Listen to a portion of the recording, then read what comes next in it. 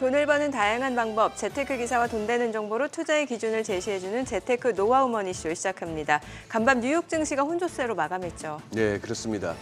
우리 국내 증시 아주 폭락 이후에 뉴욕 증시의 흐름이 굉장히 궁금했습니다. 금리 인하 시기를 늦출 수 있다는 파월 의장의 매파적 발언이 장중에 조금 이렇게 부정적 영향을 미쳤습니다만 그렇게 낙폭이 크지 않았다는 점에 주목할 필요가 있겠습니다. 다우지수는 헬스케어 종목들이 호실적을 발표하면서 장중 내내 상승세 유지했고요. 엔비디아를 비롯해서 반도체 종목들이 또 올라주면서 지수 하단을 지지했습니다. 어닝 시즌이 미국에서는 지금 순항 중인 만큼 또 시장에 후원투수로 작용할 수 있을지 잘 지켜보셔야 되겠습니다. 어제 우리 증시는 정말 좀 참담했습니다. 네, 그렇습니다. 네. 어제 국내 증시 검은 화요일이었죠. 코스피 코스닥 모두 2% 넘게 폭락하면서 불안감을 키웠는데요. 달러 환율 또한 급등하면서 장중에 1,400원을 터치한 상황입니다. 오늘은 과연 또 어떤 흐름을 나타내는지 증시타임에서 확인해 보겠습니다. 창업을 하는 진정한 목적, 바로 수익을 내는 거겠죠. 날도 풀리고 나들이 객도 늘었지만 여전한 고물가, 고금리의 창업 시장에는 또 찬바람이 불고 있다고 하죠. 네. 신불황 시대라고까지 불리는 요즘 창업 준비하시는 분들 고민이 많으실 것 같습니다. 창업 시장에서 수익도 챙기고 또 손님도 잡을 수 있는 방법은 무엇인지 하우머니에서 자세히 살펴보겠습니다. 네, 지금 보고 계신 머니쇼 유튜브에서도 라이브로 시청 가능하니까요. 많은 시청 부탁드립니다. 그럼 먼저 빠르게 돌아가는 글로벌 증시 상황부터 정리해 볼까요? 도지은 아나운서 소식 전해주시죠. 굿모닝 마켓입니다. 변수가 넘치는 시장, 뉴욕 증시도 힘겨운 조정의 파도를 넘기고 있는데요. 파월 의장의 말처럼 인플레이션 목표치까지는 멀고도 험한 길이 예상됩니다. 간밤 3대 지수는 혼조세 보였습니다. 다우지수가 기업들의 실적 호조에 그나마 0.17% 상승하면서 초록불 지켜줬고 S&P 500은 0.21%, 나스닥도 0.12% 하락하면서 마감했습니다. 시총 상위주들도 흐름 보시면 엇갈린 모습 보였는데요. 마이크로소프트가 0.23% 상승한 반면 애플은 1.92% 하락하면서 2% 가까이 떨어졌습니다. 엔비디아는 1.64% 상승해주면서 반도체주들 전일 급락했던 것과 반대로 전반적으로 분위기가 좋았고요. 구글과 아마존도 각각 약보합권에서 마무리되는 모습이었습니다. 6위부터 10위도 보시면 메타도 0.09% 약세 보였고요. 참고로 테슬라는 감원 소식 여파로 시가총액이 장중 5천억 달러 아래로 떨어지기도 했습니다. 대형 기술주들 안에서도 특히 애플과 테슬라 등 위주로 하락을 했고 실적 발표에 힘입어서 상승한 종목들 제외하고는 여전히 대부분 힘을 쓰지 못하고 있는 모습입니다. 지난번 의외로 시장을 달래줬던 파월 의장. 이번 캐나다 경제 관련 워싱턴 정책 포럼 행사에서는 최근 데이터는 우리에게 더 큰 자신감을 주지 못했고 오히려 그런 자신감을 얻는데 예상보다 더 오랜 시간이 걸릴 것 같다고 언급했습니다. 한마디로 인플레이션 2% 목표치까지 가기에 최근에 나온 데이터들이 실망스러워서 금리 인하 시기에 대해선 더 불확실성이 가중됐다는 말인데요. 전과 달리 꽤나 매파적으로 이야기한 것으로 보입니다. 여기에 닉 티밀하우스 기자는 보험성 금리 인하는 물 건너갔다고 덧붙이기도 했습니다. 파월 의장의 발언이 나온 뒤 미 국채금리 상승폭을 확대했습니다. 특히 2년물 국채금리는 장중 한때 5%를 넘어서기도 했고요. 10년물 국채 수익률도 4.6%대까지 오르면서 마감했습니다. 연준이 6월 기준금리 인하를 시작할 것이란 시장의 기대도 크게 약화했습니다. 연준이 6월 통화정책회의에서 기준금리를 동결할 확률 80%가 현재 넘는데요. 일주일 전인 지난 9일 43%였던 것에 비해서는 크게 오른 수치입니다. 첫 금리 인하 타이밍으론 9월이 여전히 가장 유력한 상황입니다. 여기에 국제통화기금 IMF가 올해 미국의 경제 성장률을 2.7%로 전망하면서 선진국 모임 G7과 비교해 2배 이상 크게 성장할 것이라고 예측했습니다. 즉 미국 경제가 사실상 경기 부진이나 경기 침체 없이 코로나19 이후 노랜딩으로 경제 상황이 긍정적일 것이란 말인데요. 전문가들은 인플레이션이 IMF 기대치를 초과할 경우 연준의 금리 인하는 올해 11월 대선 이후인 4분기로까지 연기될 수 있다고 언급하기도 했습니다. 파월 의장의 찬물에도 시장은 나름 소화를 해내면서 실적 장세에 집중한 모습인데요. 앞서 3대 지수 중 다우가 그나마 초록불을 켠 이후 유나이티드 헬스가 예상보다 양호한 실적 발표하면서 주가가 5% 이상 급등했기 때문입니다. 1분기 실적을 두고 모건 스탠리와 뱅크 오브 아메리카는 상이한 평가를 받으면서 각각 2% 이상 상승, 3.5% 하락하는 등 등락이 갈렸습니다. 아직 실적 시즌 초반입니다만 실적 보고를 한 기업 중 80%는 월가 예상치를 상회하고 있습니다. 멀어지는 금리 인하와 더불어 최근 시장에서 가장 큰 변수로 떠오르고 있는 중동 리스크. 여전히 지속되곤 있습니다. 이스라엘이 즉각 공격을 하지 않으면서 전면전 가능성은 완화됐지만 보복 의지를 지속적으로 밝히고 있는데요. 보통 중동에서 이런 전쟁 이슈가 터지면 즉각적으로 반응이 오는 것이 바로 유가죠. 예상외로 국제 유가 하락세 보이고 있습니다. WTI 배럴당 85달러 선에, 브렌트유드 배럴당 90달러 선에 거래 마쳤는데요. 전면전은 일어나지 않을 것이란 전망이 우세하기도 하고 또 중국의 1분기 경제 성장률이 5%대 초반을 기록하면서 수요에 대한 부분까지 더해진 것으로 풀이됩니다. 내일도 실적 발표 이어지는 가운데 유럽의 3월 CPI 발표와 또 원유 재고 발표 등 예정이 되어 있습니다. 고물가, 고환율, 고유가까지 3고 현상 장기화에 투자자분들 걱정이 크실 텐데 위험자산 선호 심리가 약해진 상황에서 보다 리스크 관리에 집중해 주시면 좋겠습니다. 굿모닝 마켓이었습니다.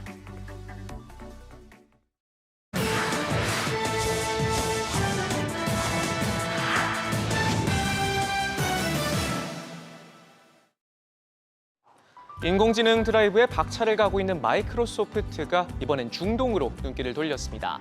아랍판 챗GPT를 만들어낸 AI 신성 G42에 우리 돈 2조 원을 베팅했는데요. 오일머니를 쏟아부으며 인공지능 인프라 구축에 나서고 있는 중동 지역에서 입지를 넓히기 위한 전략으로 풀이됩니다. 또 중국을 견제하기 위한 포석으로도 보이는데 그간 상당한 투자금을 받아온 G42는 이번 협약으로 중국산 장비를 배제하기로 하고 또 별도의 보안 협정에도 동의하기로 하면서 양측의 관계는 더욱 축소될 것으로 보입니다. 주요 외신들은 마이크로소프트가 이번 계약을 통해 막대한 중동 자산에 접근할 수 있는 잠재적 기회를 얻었다고 분석했는데요. 이번 베팅이 시장 판도에 어떤 영향을 가져오게 될지 주목됩니다. 인공지능 업계 소식 하나 더 짚어보죠. 엔비디아의 대항마로 꼽히는 AMD가 새로운 인공지능 PC 프로세서를 공개하면서 시장 공략에 속도를 내고 있습니다. 기업용 프로세서 라이젠 프로 8040과 8000 시리즈를 선보였는데요. 일부 모델에는 최초로 전용 AI 엔진을 탑재했습니다. 신흥 강자로 떠오른 AMD AI PC 시장에서는 인텔과 치열하게 경쟁하고 있고 GPU 분야에선 엔비디아 점유율을 가져오기 위해 애쓰고 있죠. 다각화 전략을 통해 인공지능 입지를 계속해서 넓혀가고 있는데 월가의 절망도 밝습니다.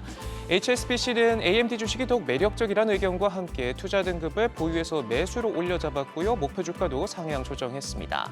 프랭클리 애널리스트는 올해 말 출시가 예정된 AMD의 차세대 AI 칩 솔루션이 엔비디아보다 더 큰 시장 점유율을 차지할 수 있을 것으로 내다봤는데 대항마에 걸맞는 모습을 보여줄 수 있을지 주목됩니다. 탈중국 전략에 속도를 내고 있는 애플의 수장 팀 쿡 CEO가 해답을 찾아 베트남으로 날아갔습니다. 베트남 총리와 만남을 가졌는데 판민진 총리, 애플을 전폭적으로 지원하겠다는 뜻을 밝히면서 전담 태스크포스까지 꾸리겠다고 약속했습니다. 효과적인 현지 운영을 위해 모든 우호적인 조건을 조성하겠다고 연신 러브콜을 보냈는데 쿡 CEO 역시 베트남과 협력을 넓힐 여지가 상당하다며 투자를 늘리고 싶다고 화답했습니다. 애플은 거세지는 미중 갈등 속 중국의 의존도를 낮추기 위해 생산 거점 다각화에 나서고 있죠. 그중에서도 인도와 베트남에 특히 주목하고 있는데 베트남의 경우 지난해 온라인 스토어를 비롯한 주요 서비스를 새롭게 선보이는 등 적극 시장 공략에 나서고 있습니다. 실적 부진의 늪에 빠진 일본 반도체 기업 키옥시아가 랜드 시장 훈풍을 타고 상장에 재시동을 걸면서 돌파구 마련에 나섰습니다. 이르면 올해 10월 도쿄 증시 상장을 검토하고 있는데요. 우리 돈 2조 3천억 원에 육박한 순손실을 기록하면서 허덕이고 있긴 하지만 그럼에도 인공지능 시장이 부상하면서 데이터 센터 수요가 확대되자 메모리 반도체에 대한 기대감이 커지면서 상장 방안이 부상한 것으로 풀이됩니다. 이미 2차례 상장에 도전했지만 중국 관련 보안 이슈와 시장 침체로 무산된 바 있고 이후 미국 웨스턴 디지털과의 합병 시도도 고꾸라지면서 주요 투자자인 SK하이닉스의 아픈 손가락으로 꼽혀왔죠. 업계는 키옥시아가 상장을 통해 SK하이닉스 구주를 우선 매각하는 방식을 활용하면 웨스턴 디지털과의 합병을 재추진할 수 있을 것이란 전망을 내놓으면서 SK하이닉스로서는 투자금을 회수할 수도 있고 혹지분 매각을 하지 않더라도 기업 가치가 상승하게 되면 지난 수년간 누적되어 수조 원대 평가 손실 부담을 크게 덜 수 있지 않을까 하는 기대감을 내놓고 있습니다. 지금까지 글로벌 비즈였습니다. 어제장 이슈가 있었던 업종 살펴보는 기업 이슈 시간입니다. 먼저 시장의 최대 관심사였던 삼성전자의 반도체 보조금 소식부터 살펴보겠습니다. 삼성전자는 미국 정부로부터 투자금 대비 최대 규모의 반도체 보조금을 받게 됐습니다.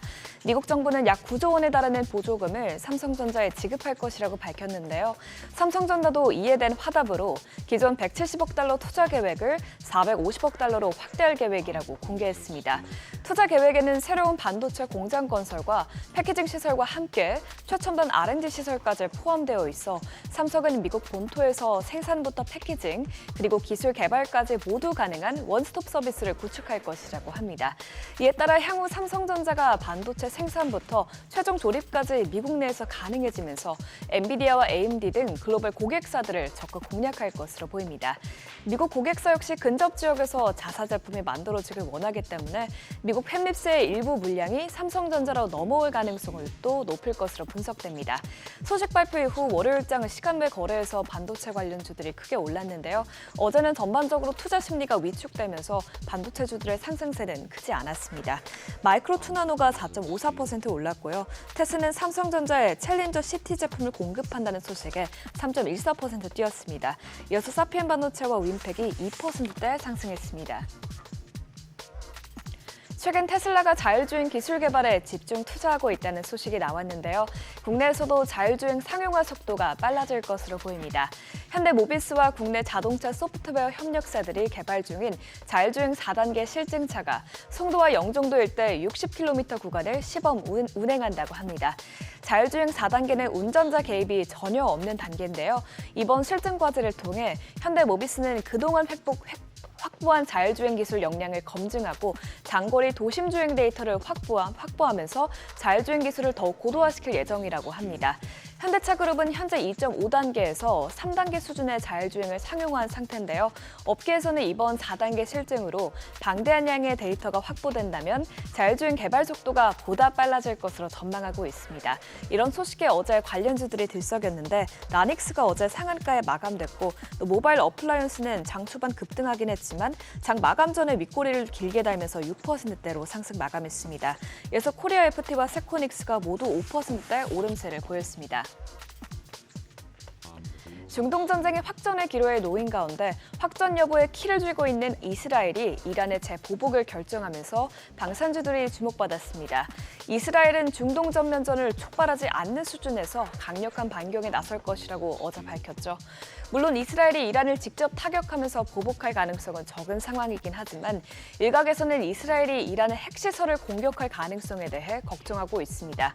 이에 대해 이란도 이스라엘이 재보복할 경우 다시 공격하겠다는 입장을 밝혔는데요. 이란 측은 이스라엘이 자국의 이익에 반하는 어떤 작은 행위라도 가할 시에 고통스러운 대응을 하겠다면서 중동 전운이 점점 더 짙어지고 있습니다. 이런 소식에 일부 방산주들이 강세를 보였는데 대성하이텍은 어제 11%대 오른 데 이어 시간외 거래에서도 강세 흐름 보였고요. 빅텍이 5%대, 또 스페코가 4.51% 뛰었습니다. 이외에 퍼스텍도 1%대 상승 마감했습니다. 어제 대부분의 업종 모두 상승세가 크지 않았던 가운데 2차 전지주는 테슬라가 급락한 영향에 일제히 약세를 보였습니다. 테슬라의 여러 악재성 소식들이 전해지면서 주가는 하루 만에 5% 이상 빠졌는데요. 먼저 테슬라는 전기차 침체 속에 비용을 절감하기 위해 대규모 인력 감축을 단행한다고 밝혔습니다.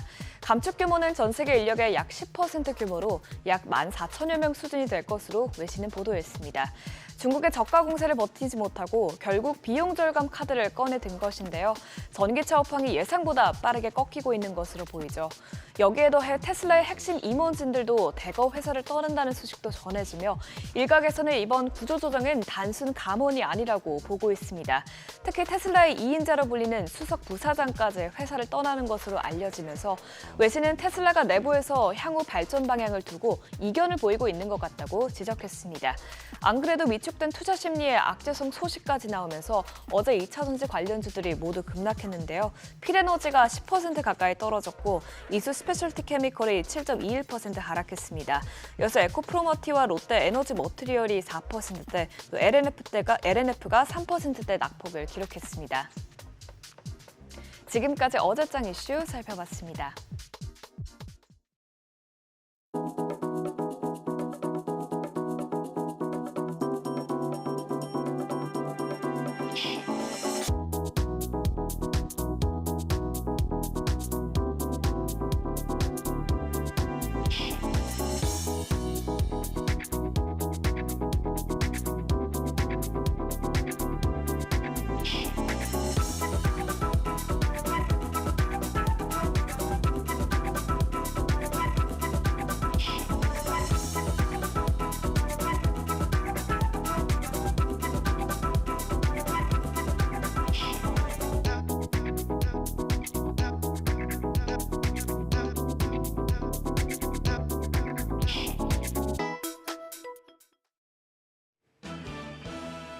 시장이 파랗게 질렸습니다. 중동발 지정학적 리스크에 더해 미국의 국채금리가 급등하며 미국의 금리 인하가 더 지연될 것이란 우려에 금융시장이 검은 화요일을 맞았습니다.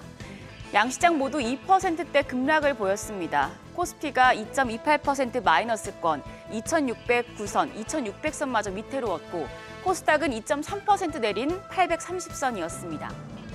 환율이 장중에 1,400원을 돌파했고 외환 당국의 구두 개입으로 상승폭을 조금 줄였지만 그래도 10원 50전 오른 1,394원 50전이었습니다. 달러의 강세, 상대적으로 원화의 가치가 추락했습니다. 원화의 가치가 이렇게 떨어지다 보니 외국인이 우리 시장에서 빠져나가고 있습니다.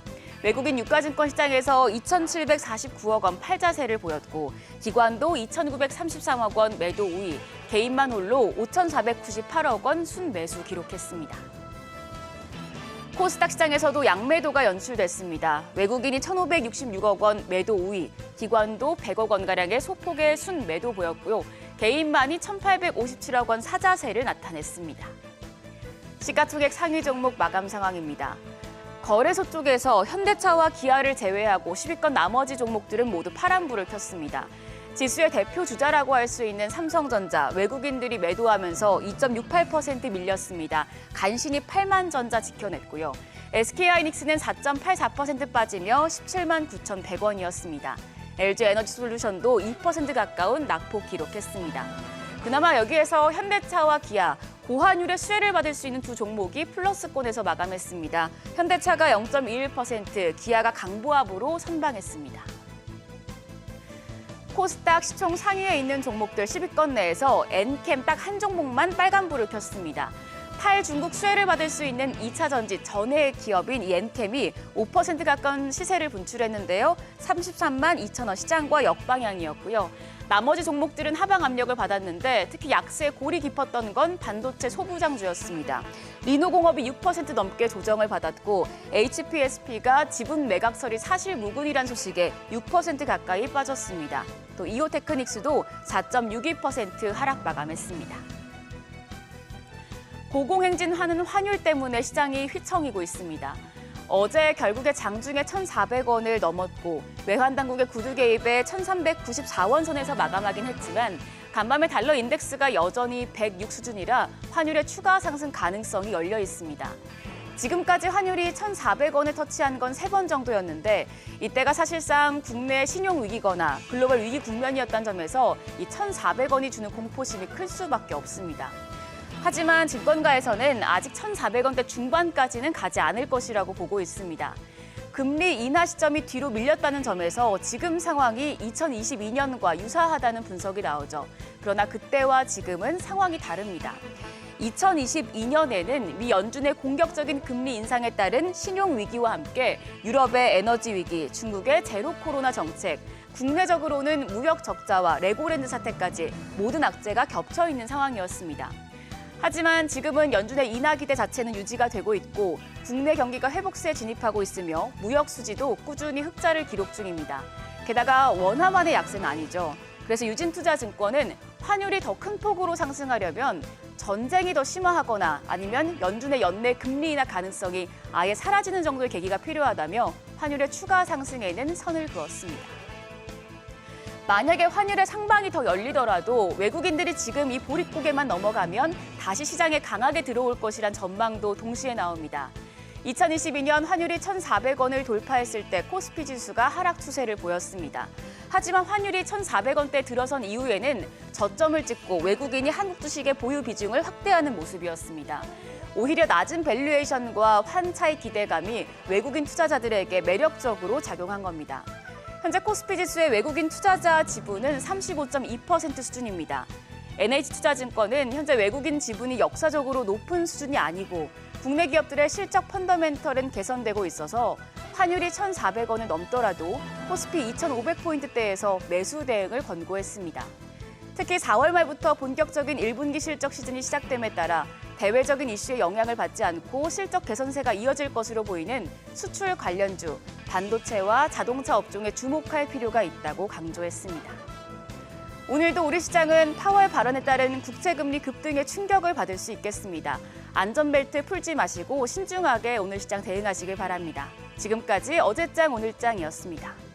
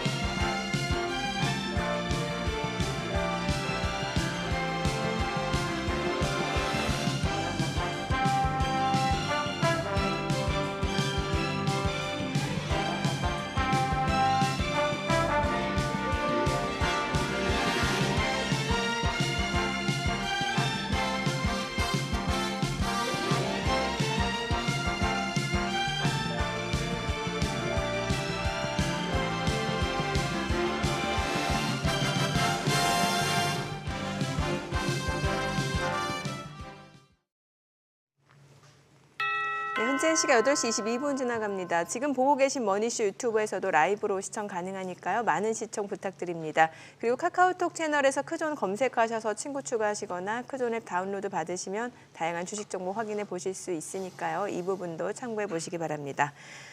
어제 국내 증시 코스피 코스닥 양시장이 정말 2% 넘게 떨어지고 환율이 급등하면서 뭔가 불안감을 키우는 양상이었는데 간밤도 뉴욕 증시는 보합권 생각보다 좀 강했단 말이죠. 네. 예. 어제는 정말 좀 뭐랄까요. 어제는 좀 기분이 묘해지더라고요. 뭘 우리가 이렇게까지 싶은 생각이 들고. 두드려 맞는 느낌이었죠. 네. 어디 진짜 끌려가서 진짜 두들겨 맞는 느낌이었고 삥 뜯기는 느낌이었고 네. 그런 상황인데 그나마 이제 미국 장이 조금 뭐 기운을 차리나 싶기도 하고 근데 또 이 유럽하고 또 퐁당퐁당 엇박자네요. 또 유럽이 또 이제 많이 빠지고 했는데 오늘 또 모처럼 수요일 아닙니까? 그렇죠. 우리 또 SBS BG의 또 네. 상승 요정. 상승 요정이요? 네, 상승 요정 우리 유동훈 본부장님 3주 만에 출연하시네요. 네. 오늘 유한타증권 유동훈 본부장님 함께합니다. 어서 오세요. 어서 오십시오. 안녕하십니까. 상승 요정 별명 마음에 드세요? 요정이요. 요정. 네. 아니 유 본부장님, 네. 제가 지금 하도 답답해서 네. 지금 한번 보니까 네. 지난 이제 3월 27일 날 그 3주 전에 수요일 날 출연하시고 사정상 이렇게 이제 지금 3주째 출연하셨어요. 네. 그러면 3월 27일부터 해가지고 그동안 3주 동안에 네. 어떻게 됐나 싶어보니 S&P 500만 한 2.92% 빠지고 나스닥도 2.76%로 네. 빠지고 다우가 조금 크네요. 3.8%다 하락인데 네. 그리고 이 와중에 중국도 상해 종합이 0.81% 하락에 그치고 홍콩 해봐야 항생 H가 마이너스 1.4%인데 우리 코스피가 5.35% 빠지고 코스닥은 9.09% 빠졌습니다. 화가 네. 납니다, 진짜. 그러게요. 이런 상황인데 한번 미국 장이나 그동안에 뭐 계속 저희들 다루긴 했습니다만 또 유 본부장께서 보시는 뭐 지정학적 리스크 이런 것도 한번 총괄적으로 한번 정리 한번 하고 가시죠. 네, 그럽시다. 저희가 계속해서 네. 4월, 5월 정도는 조정이 있을 네. 거다라고 얘기를 해드렸어요. 그러니까 1, 2, 3월이 워낙 예상보다 강했던 모습이 있었고 뭐 강한 장일 거라고 예측은 했지만 이 정도로 강할지는 몰랐거든요. 네네. S&P 500이 1, 2, 3월 달 그리고 4월 초순까지만 하더라도 연초 대비해서 10%나 급등을 했었습니다. 네. 그렇기 때문에 이제 어느 정도 좀 조정이 필요했던 시기였고요. 그리고 제가 계속 말씀드렸던 부분이 조정이 나올 수 있는 이유는 결국은 인플레이션 숫자가 예상보다 높게 나올 것이고 이에 따라서 기준금리 인하 부분에 있어서 계속 좀 늦춰질 수 있을 가능성에 대해서 얘기를 해드렸었습니다. 자, 그러면서 이제 좀 조정이 일어날 수 있을 가능성에 대해서 말씀을 드렸어요. 근데 이제 지금 조정이 일어나고 있는 이 구간에 저는 좀 마음 편하게 들여다보고 있는 이유가 뭐냐면 과거에는 그 7, 8, 9월 달에 작년에 네. 이때는 지수가 미국이 많이 빠졌었을 때 우리나라 투자자들이 계속 팔고 나갔어요. 근데 이번에 빠질 때는 지금 외국인 투자자들, 대한민국의 투자자들이 외국 쪽에 투자를 하는 것은 계속 늘고 있습니다. 그래서 계속 지금 투자를 늘리시고 있는 그런 모습이 나오고 있고요. 계속 저희가 말씀을 드리고 있는 거는 분할 매수 구간이다라고 말씀을 드리고 있어요. 네네. 예, 그래서 기본적으로 이제 왜 그렇게 보는지에 있어서는 좀 더 자세히 나중에 좀 짚어드리겠고요. 근데 이걸 연결시켜서 이제 한국 시장과 좀 비교를 해보면 도대체 왜 이런 현상이 일어났을까? 네, 네. 사실 솔직히 말씀드리면 답이 별로 없어요. 답이 네. 그게 이제 복합적으로 네. 어떻게 보면은 이제 위안화가 좀 많이 절하가 되는 모습에 네. 또 yen화 우리가 많이들 이제 yen화에 대해서 절상이 될 가능성에 대해서 많이들 얘기했는데 실질적으로 그렇지 않았고요. 네. 그렇죠. 그런 가운데서 이제 우리나라 환율이 같이 이제 동반 하락을 하는 모습을 보였었습니다. 예, 그러다 보니까 이제 외국인들의 입장에서는 계속해서 이제 환율이 더 절하될 수 있을 가능성을 가지고 한국을 좀 매도를 하는 그런 모습이 나오고 있어요. 예, 그래서 그렇기 때문에 어떤 하락폭이 굉장히 컸지 않았나라는 생각이 들고요. 그렇지만 저희가 생각할 때는 지금 이런 환율 환경에서는 아까도 잠깐 얘기 나왔는데 네. 우리나라가 경쟁력을 갖추고 있는 반도체와 자동차 업종에 있어서는 오히려 뭐 나쁜 뉴스가 아닙니다. 네. 예, 그래서 펀더멘탈적인 실적 부분은 예상을 상회할 가능성이 상당히 높다라고 판단하고 있고요. 그래서 이런 조정이 일어나 줄 때의 어떤 종목 선별이 중요하다라는 얘기를 해드릴 수 있을 것 같고 계속 말씀을 드리는 내용이지만 지금은 선택과 집중이 중요하다. 예, 그래서 금리 민감한 쪽에 투자를 하기보다는 경기 민감, 특히 이 IT 산업과 지금 우리가 들여다보고 있는 이 전기차 관련된 쪽에 있어서 우리나라의 경쟁력을 확인을 하시고 실적이 어떻게 바뀌는지를 보시면서 투자를 늘려가시는 전략은 유효하다라고 말씀을 드리고 있습니다. 자, 이제 중요한 부분은 결국은 이제 미국이 지금 빠지니까 그래도 빠졌잖아요. 10% 상승하던 게 지금 마이너스 2점 몇 프로라고 아까 소장님 말씀하셨듯이 빠졌습니다. 그래서 우리나라도 같이 빠지고 있죠. 그러면 이제 우리나라가 돌아서려면 미국이 먼저 돌아서 줘야 되겠죠. 네. 네, 그래서 오늘 굉장히 중요한 포인트가 언제 돌아서느냐. 미국 증시가. 이제 저희가 계속 얘기해 드리는 것은 분할 매수해도 된다. 지난번에 조정이 있었던 거는 8, 9, 10월 달 조정이었거든요. 근데 이번에 조정은 저희가 생각할 때는 3개월 연속으로 가지는 않을 것 같고요. 네. 길어야 뭐 5월 말까지 정도로 저희는 생각을 하고 있고 앞으로 5월 달에 나올 수 있는 숫자들이 제가 생각할 때는 시장 우호적일 거라 생각합니다. 지금까지 나왔던 거에 반대의 현상이 나올 수 있을 확률이 높기 때문에 이제 그런 부분들을 좀 말씀을 드려야 될 것 같습니다. 그래요. 지금 보면은 미국의 국채 수익률도 좀 많이 올라가고 있는 상황이고 이제 제롬 파월 연준 의장도 뭔가 좀 발언 자체가 좀 매파적으로 좀 많이 바뀐 것 같다는 느낌도 들고요. 네. 자, 우리가 금리에 있어서 얘기를 좀 나눠보자면 이제 결국은 이게 인플레이션 관련된 리스크를 가지고 얘기를 하고 있고 또 경기의 사이클에 대해서도 얘기를 하고 있습니다. 제가 이거는 이제 지난 주말에 들여다본 숫자였는데 페드워치의 숫자를 보고 있으면은 이제는 금리 인하의 시기가 7월 달로 이제 지연이 됐었고요. 근데 오늘 또 보니까 9월 달로 지연되는 가능성까지도 지금 나오고 있습니다. 근데 저희가 생각하기에는 그렇게까지는 지연되기보다는 앞으로 나오는 숫자가 중요한데 4월 숫자부터는 저희는 예상보다 더 낮은 인플레이션 숫자가 나오지 않을까라는 기대를 좀 가지고 있어요. 네. 그래서 그 숫자가 언제 발표되냐면 5월 15일 날 발표가 됩니다. 그렇기 때문에 아마도 금리 인하는 저희는 7월 31일 날 일어날 거다라고 저희는 예측을 합니다. 근데 어쨌든 시장은 파웰 의장이 얘기한 것처럼 예상보다 늦어질 수 있다 이런 얘기를 하고 있고요. 근데 중요한 포인트는 뭐냐면 얼마나 금리를 많이 내릴 거냐 하는 부분인데 이거는 이제 저희가 예상했던 것과 거의 비슷해졌습니다. 이제 올해 연말까지 최소 한 0.25% 많이 내릴 수 있을 가장 많이 내린다면 세 차례 정도. 0.75% 정도의 금리 인하가 최대이다라고 보면 우리가 지금 예측하고 있는 거는 올해 0.5에서 0.75 정도 금리 인하라고 예측을 하고 있었고요.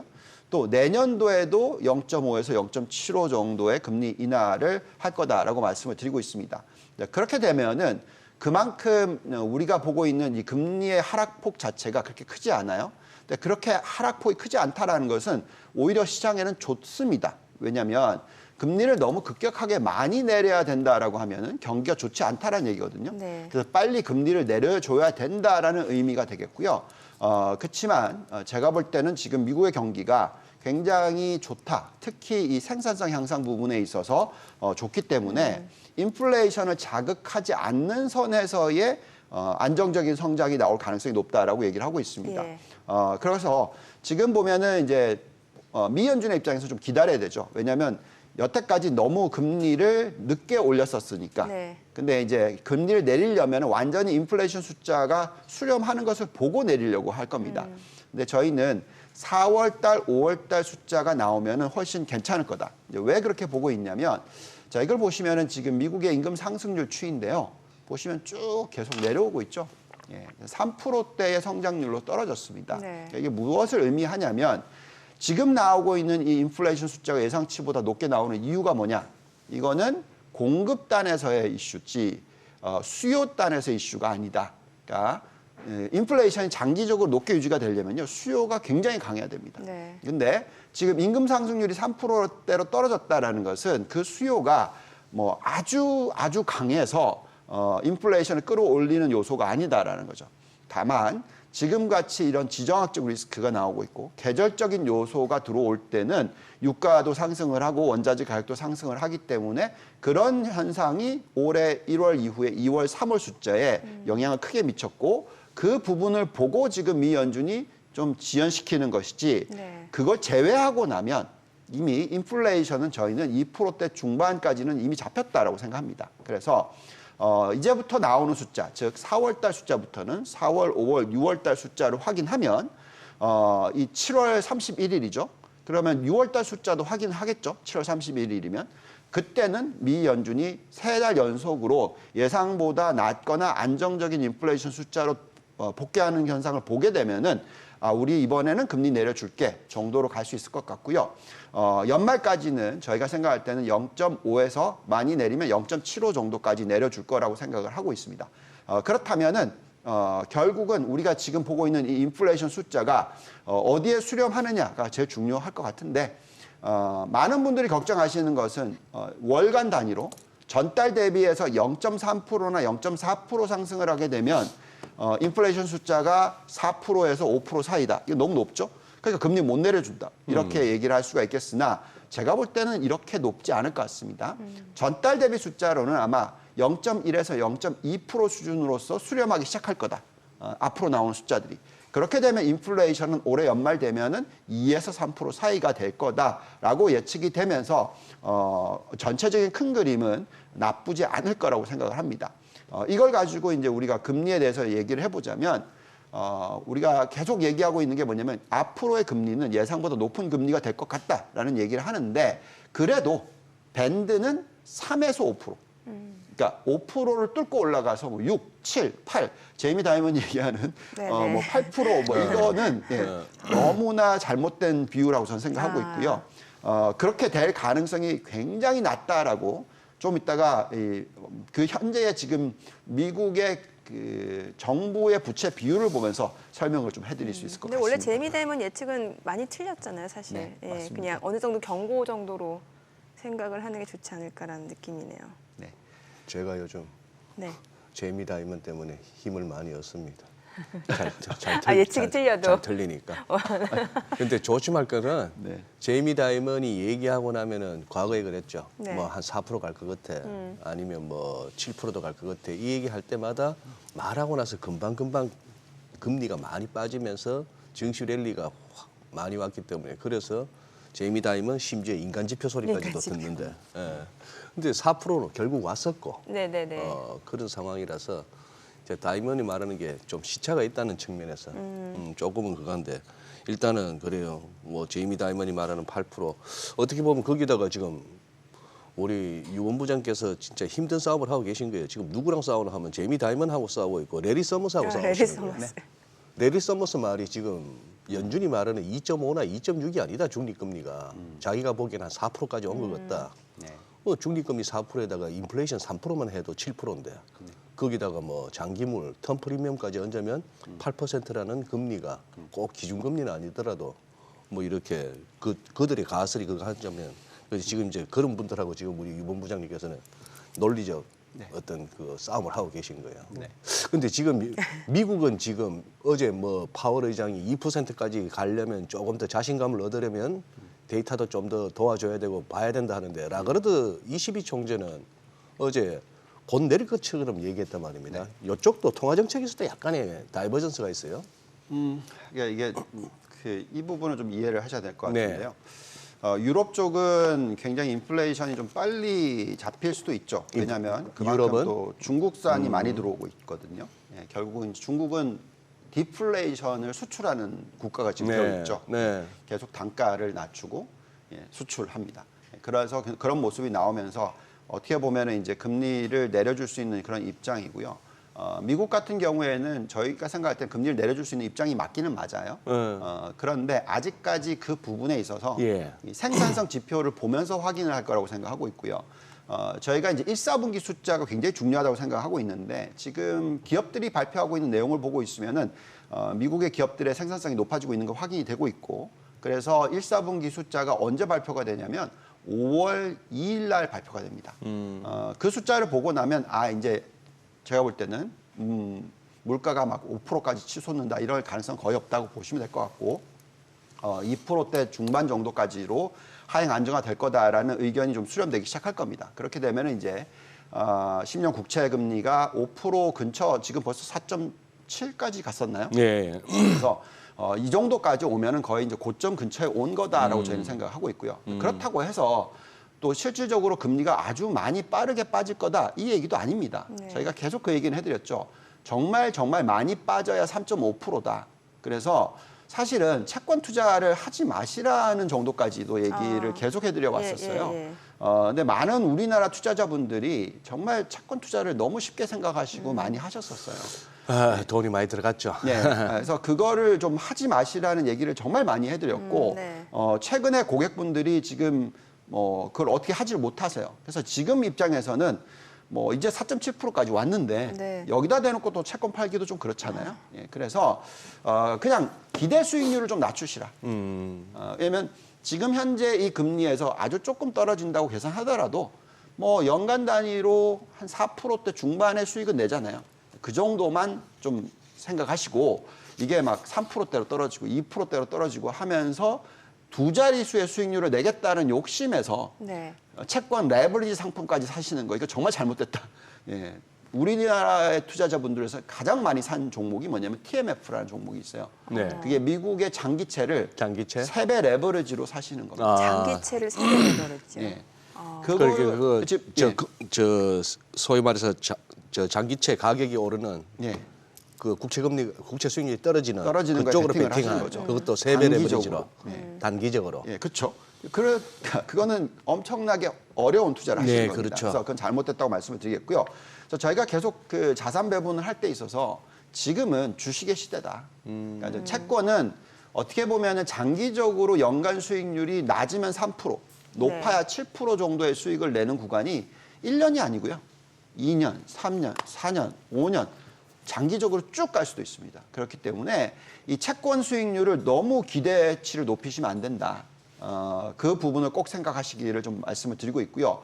대신에 경기가 쉽게 식지는 않을 겁니다. 식는다는 게 엄청나게 침체로 가면서 어떤 위기가 나올 것 가능성은 좀 장기적으로 그 가능성이 낮아지고 있다라고 계속 말씀을 드리고 있고요. 그 이유가 우리가 계속 지금 투자하고 있는 초점이 되고 있는 AI 때문에 생산성이 높아지고 있는 부분이 나오고 있기 때문에 그렇다고 말씀을 드리고 있습니다. 자, 이런 가운데서 저희가 이제 채권 수익률에 대해서 이제 많은 분들이 좀 생각을 하고 있는데요. 이 보십시오. 이게 이 채권 수익률인데요. 이게 10년 평균 수익률을 계산해 놓은 건데 보시면은 1980년대 이후부터 90년대 쭉 보시면은 엄청나게 많이 올라가 있죠. 그리고 언제까지 거의 8% 이상의 수익률을 냈냐면 2020년대까지 그렇습니다. 그렇다 보니까 상당히 많은 분들이 미국 국채만 사면 돼. 그죠? 이런 기대를 너무나 많이 하셨단 말이죠. 근데 보시면은 코로나19 이후에 어떻게 됐죠? 폭락을 했습니다. 그러면서 이제 기대 수익률이 얼마까지 떨어져 있냐면 거의 0% 수준까지 떨어져 있어요. 근데 이게 오래 갈 수가 있어요. 언제 때문에? 보시면 1950년대부터 거의 80년대 될 때까지 보시면은 수익률이 4% 미만입니다. 그러니까 이런 시대가 앞으로 장기화될 수가 있어요. 그러니까 그렇게 얘기하고 있는 이유는 왜 그러냐면 이게 참 재미있는 얘기인데요. 많은 분들이 이런 얘기를 하죠. 미국의 부채 비율이 너무 높아서, 그죠? 정부가 부채를 너무나 많이 발행을 하고 있기 때문에 금리를 좀 더 얹어줘야지 외국인들이 산다. 뭐 이런 식으로 얘기하면서 금리가 더 높아져야 된다. 이렇게 얘기하죠. 사실 그게 그렇지가 않아요. 이 차트를 보고 있으면은 정말 놀랍게도 뭐냐면 이거는 금리가 낮게 유지되는 이유가 뭐냐면 부채 비율이 높기 때문에 그래요. 그러니까 그 나라가 부채 비율이 높으면 높을수록 금리는 낮습니다. 왜냐하면 제일 오른쪽 일본이 보이네요. 네. 그러니까 재정을 네. 이용을 해야 되니까 네. 금리를 높으면은 네. 그냥 나라가 망하게 되기 때문에 그렇기 때문에 나라가 망하는 건 아무도 안 바라거든요. 예. 그래서 일본 보시고 중국 보시면 다 금리가 더 낮아요. 맞네요. 예. 우리나라도 미국보다 금리가 낮아요. 네. 왜? 그만큼 부채 비율이 더 높아서 그렇다. 그래서 미국의 현재 상황에서는 이 정도 금리를 유지하는 게 맞다라고 생각이 들고요. 네, 또 네. 그렇다고 해서 중요한 부분은 이 감당 가능한 금리라는 게 있습니다. 예. 그죠? 지금 현재의 부채가 크기 때문에 어느 정도의 금리를 감당 가능하냐. 이거는 뭐냐면 민간의 감당 부분이 아니에요. 민간은 제가 볼 때는 지금 현재 금리도 전혀 문제가 없습니다. 왜? 보시면은 미국 경기 좋잖아요. 소비도 좋죠. 금리가 높다 하더라도 자꾸 일어나죠. 그건 무슨 얘기냐면 가계나 기업들의 펀더멘털이 튼튼하다는 얘기예요. 그래서 그만큼 돈을 쓴다는 얘기고요. 근데 정부의 입장에서는 금리가 높으면 높을수록 이자를 많이 지불해야 되잖아요. 그렇기 때문에 그게 재정 적자로 들어오기 때문에 굉장히 부담스럽습니다. 네. 그래서 이 차트를 보면서 좀 설명을 해드릴게요. 이게 뭐냐면 과거의 미국의 정부 부채 비율과 미국의 10년 국채 금리의 변화 추이입니다. 재밌는 현상을 보시면은 아까 보여드렸던 금리가 낮았던 시대 보시면은 부채 비율이 어디가 있습니까? 왼쪽 끝에 보시면은 엄청나게 높았죠. 그래서 부채 비율이 높았기 때문에 금리가 낮았다. 이 얘기를 해드리는 겁니다. 근데 레리 서머 시대 네. 뭐 보시면은 지금 1980년대 이때 보시면 금리가 10% 이상으로 치솟았잖아요. 근데 그게 감당 가능했던 이유가 뭐죠? 그만큼 정부 부채 비율이 정말 낮았어요. 그러니까 재정의 부담이 금리가 높다 하더라도 크지 않았단 말이죠. 그래서 이게 감당 가능했다는 겁니다. 근데 지금 어디 있죠? 오른쪽 끝에 보십시오. 옛날보다 40년대, 50년대보다 훨씬 높아요. 그렇다는 것은 금리가 지금 이 4.5% 시대, 5% 시대로 계속 가버리면 나라가 힘들어집니다. 그래서 제가 볼 때는 미 연준의 입장에서는 장기적으로는 감당 가능한 금리 수준이 어느 정도냐고 저희가 계산해 보니까 3.5% 정도까지는 떨어뜨려 줘야 된다. 그래서 저희는 장기적으로 미국의 10년 국채 금리나 아니면 미국의 미 연준 기준 금리나 아마 3%대 중반 정도까지 떨어뜨리고 더 이상은 안 떨어뜨릴 것 같아요. 그렇지만 어쨌든 간에 그렇게까지는 수렴을 할 수 있을 것 같다. 그래서 제가 볼 때는 이제까지는 채권 투자하시면 손실이 났어요. 그게 자꾸 올라갔지만. 네. 그렇지만 지금 4.6에서 3.5까지 떨어진다라고 좀 감안하시고 그렇게 보시면은 연 수익률이 제가 볼 때는 아마도 3%에서 7% 정도를 장기적으로 낼 수 있다. 요 정도로 생각하시고 채권 투자를 하시고요. 네. 근데 사실 연간 3에서 7% 수익 내가지고 투자하시기 어렵잖아요. 네. 보통 두 자릿수 수익을 바라시면서 투자를 하기 때문에 이럴 때는 미국의 경기에 대해서 믿으시고 네. 여기에 따라서 계속해서 좋은 기업들을 발굴하시고 선택과 집중을 하시는 게 중요하다는 얘기를 계속 해드리겠습니다. 채권 투자는 기대 수익률을 낮추고 주식 쪽에서는 이제 좋은 기업들을 선택하고 사서 집중해야 기대 수익률 된다. 높여주고. 네. 그 지금이 4월 중순인데 이게 계절적으로 4월달, 5월달 어떤 수익률 이런 지표가 있을까요? 네. 자, 저희가 이제 네. 좀 강하게 얘기하는 부분이 뭐냐면은 이번에 조정이 있는 이 4월, 5월 네. 예측은 했었고 네네. 네. 기대 인플레이션보다도 좀 높은 인플레이션이 좀 나올 것 같기 때문에 시장이 좀 조정을 받을 것 같다 얘기를 해드렸었고 그렇지만 이게 굉장히 좋은 기회가 될 수 있다라고 얘기해드리는 네. 이유도 있고 근데 보시면은 많은 분들이 근데 이렇게 저희한테 질문을 하세요. 아, 지금 분할 매수하고 있는 건 맞는데 또 자꾸 의심을 하십니다. 왜냐하면 빠지면 또 사람들의 마음이 왔다 갔다 네, 하죠. 그렇죠. 예, 그래서 왜 그렇게 얘기를 하시냐면 많은 분들이 5월에 다 팔고 나가자는 얘기 정말 많이 해요. 네. 예, 뭐 많은 유튜버들도 그런 얘기도 하시고 그러다 보니까 이제 방송을 보시는 분들이 좀 마음이 많이 흔들리세요. 네, 또 한국 시장도 많이 빠졌잖아요. 많이 흔들리시는데. 그렇게 이제 얘기를 하는 이유들이 왜 나오는지를 한번 보시면은 미국의 이 평균 수익률입니다. S&P 500과 다우 나스닥의 수익률인데 5월에서 10월 달의 수익률을 보시면은 지난 1970년부터 지난 50년 이상의 데이터를 가지고 보면 평균치가 5월에서 10월 달까지는 겨우 1.6% 상승을 하고요. 네. 반면에 11월부터 4월까지는 6.5%니까 거의 상승분의 4분의 3 이상이 이 11월부터 4월에 들어온다 이거죠. 예. 뭐 작년도 보시면은 11월부터 지금 3월까지 거의 엄청난 수익률이 들어왔죠. 얼마나 들어왔냐면 S&P 500이 40% 가까이 들어왔습니다. 예. 그러니까 40%까지 아니고요. 죄송합니다. 25% 이상 들어왔습니다. 네. 예. 그러니 상당히 높은 수익률이 나왔었기 때문에 이제는 빠질 수 있다 이런 걱정들을 하세요.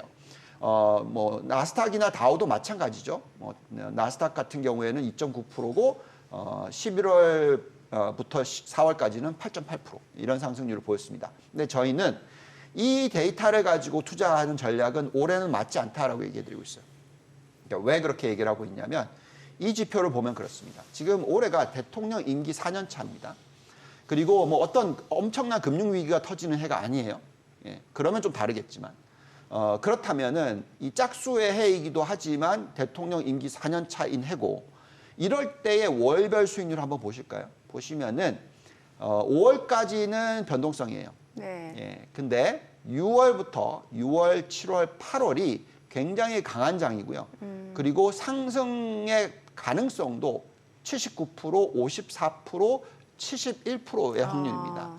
굉장히 높은 거예요. 네네. 지난 70년 평균을 보시면. 네. 그러니 저희는 지금 4월, 5월 달 동안에 네. 이 조정이 있을 때 분할 매수를 해라. 예, 이렇게 계속 얘기를 하고 있고요. 한꺼번에 다 사시면 안 되고. 그래서 뭐 10분의 1씩 매주 투자를 한다든지 이런 식으로 계속 얘기를 해드려 왔고요. 그리고 또 보시면은 11월, 12월도 강합니다. 네. 그리고 확률은 58%, 83%의 확률로서 상승한다.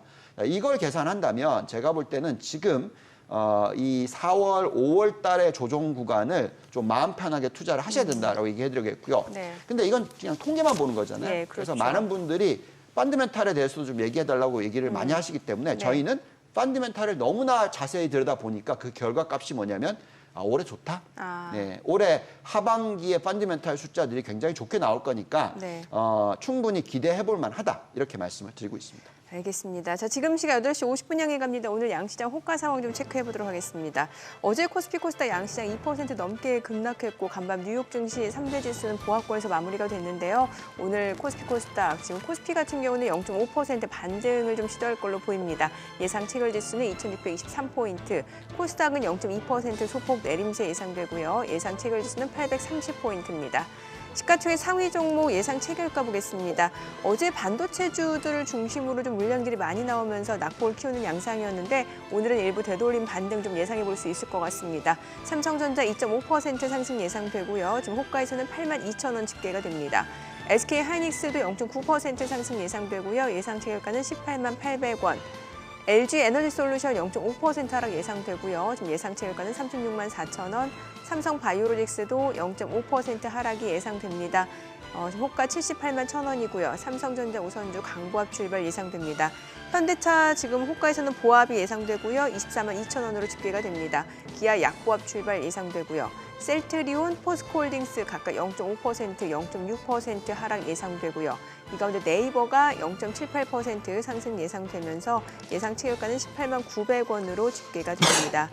코스닥 시가총액 상위 종목 예상 체결가도 보도록 하겠습니다. 에코프로비엠 오늘 1% 약세가 예상이 됩니다. 호가는 21만 7,000원이고요.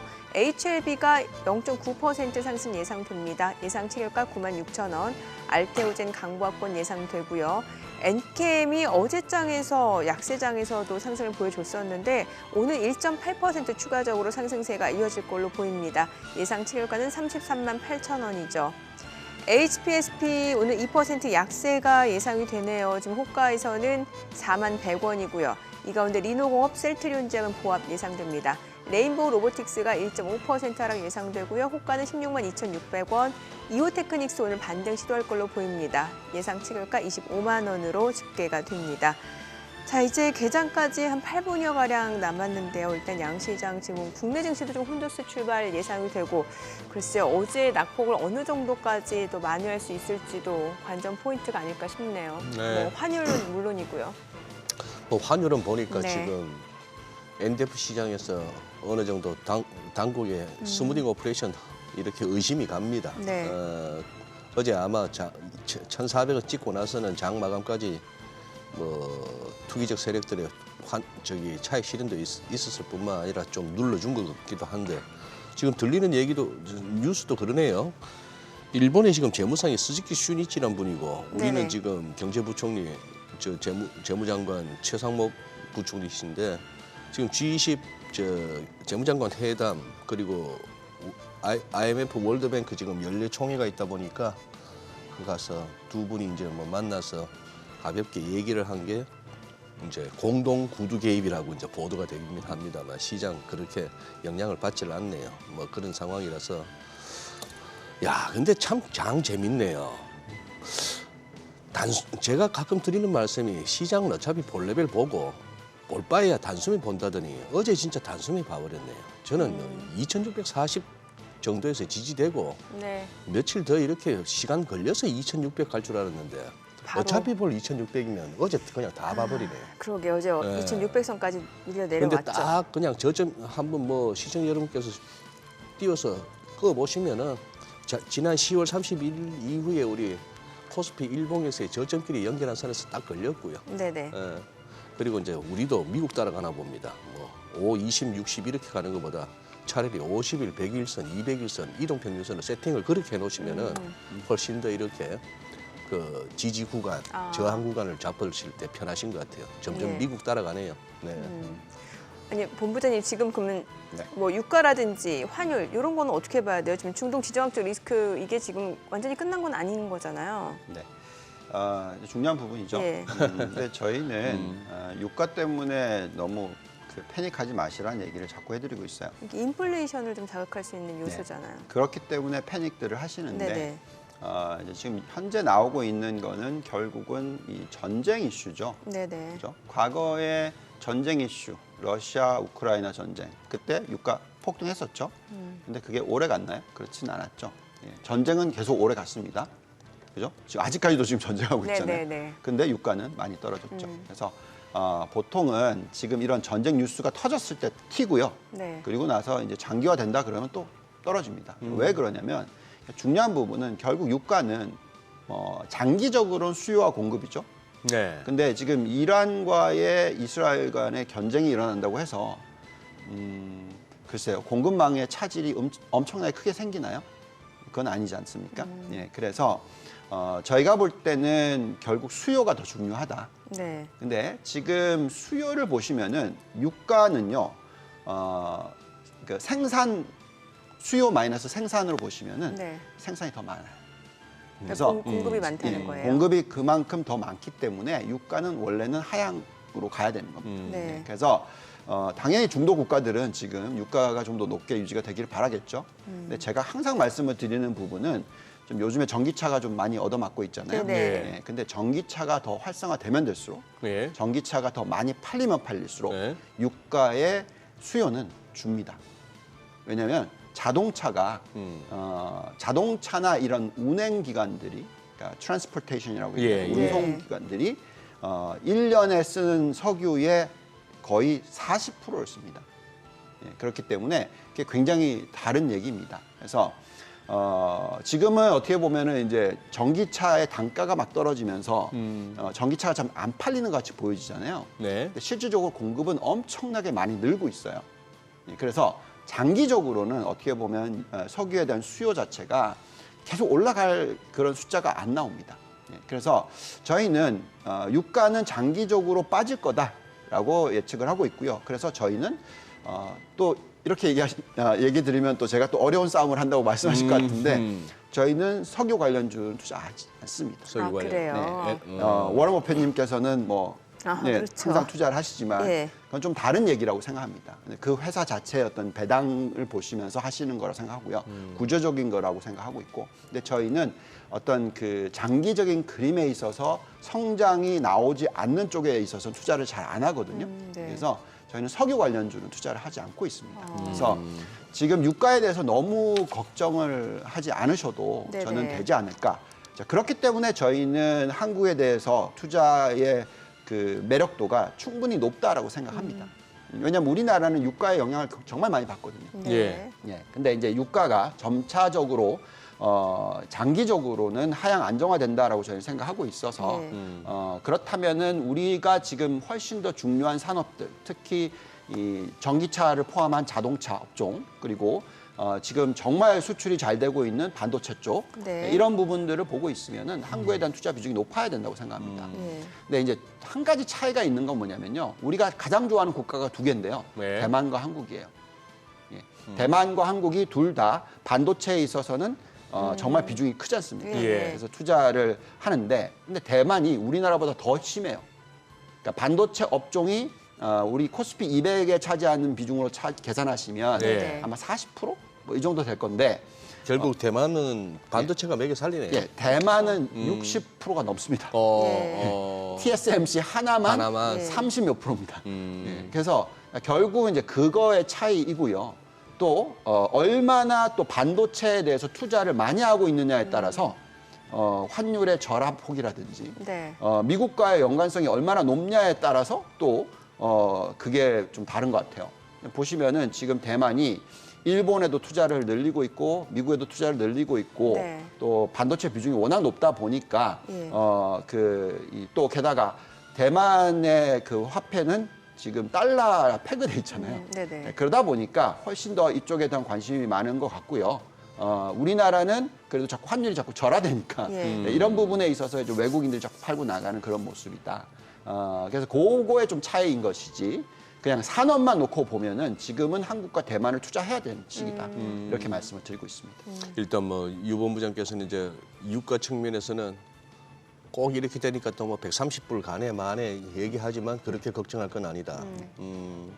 이제 뭐 개장 후에도 조금 더 연결해서 얘기는 나눠보고 싶습니다만 이제 네. 환율도 좀 여쭤봐야 되겠는데 네. 어떻게 보세요? 지금 뭐 이렇게 그나마 희망적인 소리 하나 들리네요. 제가 읽어드리면은 네. 국민연금이 지금 보유하고 있는 해외 자산이 한 4천억 달러 수준인데 네. 자, 전략적인 해지 비율, 환해지 비율이 한 10%니까 네. 지금 한 400억 달러 정도를 이렇게 또 이제 선물한 매도 차원, 환해지 차원에서 나올 수 있다. 네. 이 400억 불 같으면 커요, 이거. 네. 그런데 이제 국민연금은 한 1,410원 정도를 보고 있다는 얘기니까 네. 위는 좀 막힌 편인데 네. 이 수급 측면에서 네.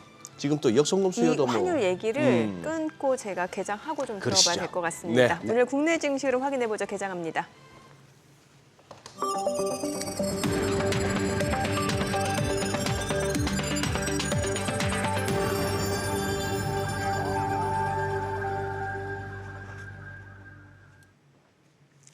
네, 네, 4월 17일 수요일 국내 증시 개장했습니다. 어제 국내 증시 코스피 코스닥 2% 넘게 폭락했습니다. 달러 환율이 17개월 만에 1,400원 선을 돌파하면서 금융시장의 전반적으로 불안감을 좀 가중시키는 역할을 했고요. 반면에 뉴욕 증시 3대 지수는 또 보합권에서 마무리가 됐습니다. 지금 중동의 지정학적 리스크 계속해서 이어지고는 있습니다만 유가는 약보합권에서 마감이 됐고요. 다만 제롬 파월 연준 의장의 매파적인 발언 때문에 시장은 크게 상승 동력을 받지는 못하는 모습이었죠. 자, 오늘 양시장 출발 지수 좀 보도록 하겠습니다. 코스피가 0.3% 상승입니다. 2,620포인트. 오늘 10포인트 지금 반등 보여주고 있고요. 코스닥도 0.8% 올라갑니다. 839포인트입니다. 양시장 반등 보여주고 있고 반등폭이 조금 더 확대될 수 있는지 좀 추이를 보시면 좋을 것 같습니다. 시가총액 상위 종목 시초가 보도록 하겠습니다. 삼성전자 오늘 0.8% 올라갑니다. 1%까지 올라가네요. 지금 88,800원.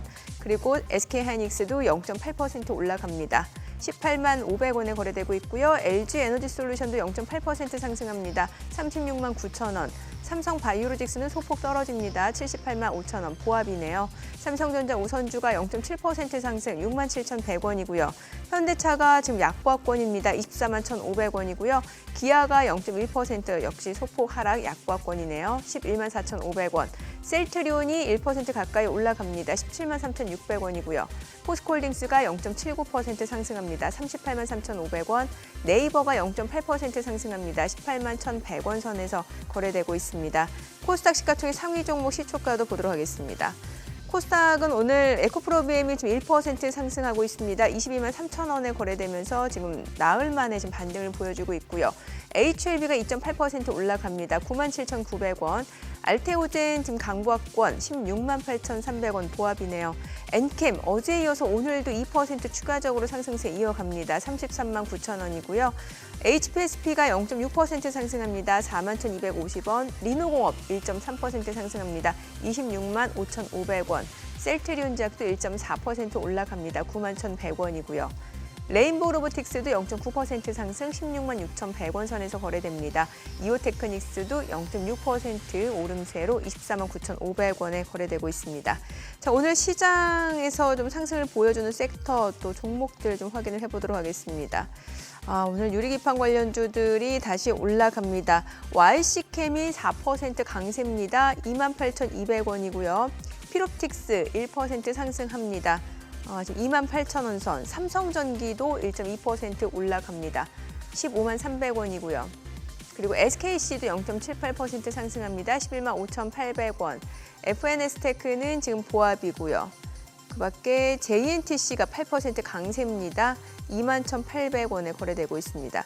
그 유리기판 관련주 내에서도 상대적으로 조금 덜 올랐던 종목들 쪽에서 조금 더 탄력적인 상승세가 이어지고 있다라고 좀 보여집니다. 자, 그리고 광고 관련주들이 좀 올라가네요. 오늘 모비데이즈가 지금 이건 좀 동전 중긴 합니다.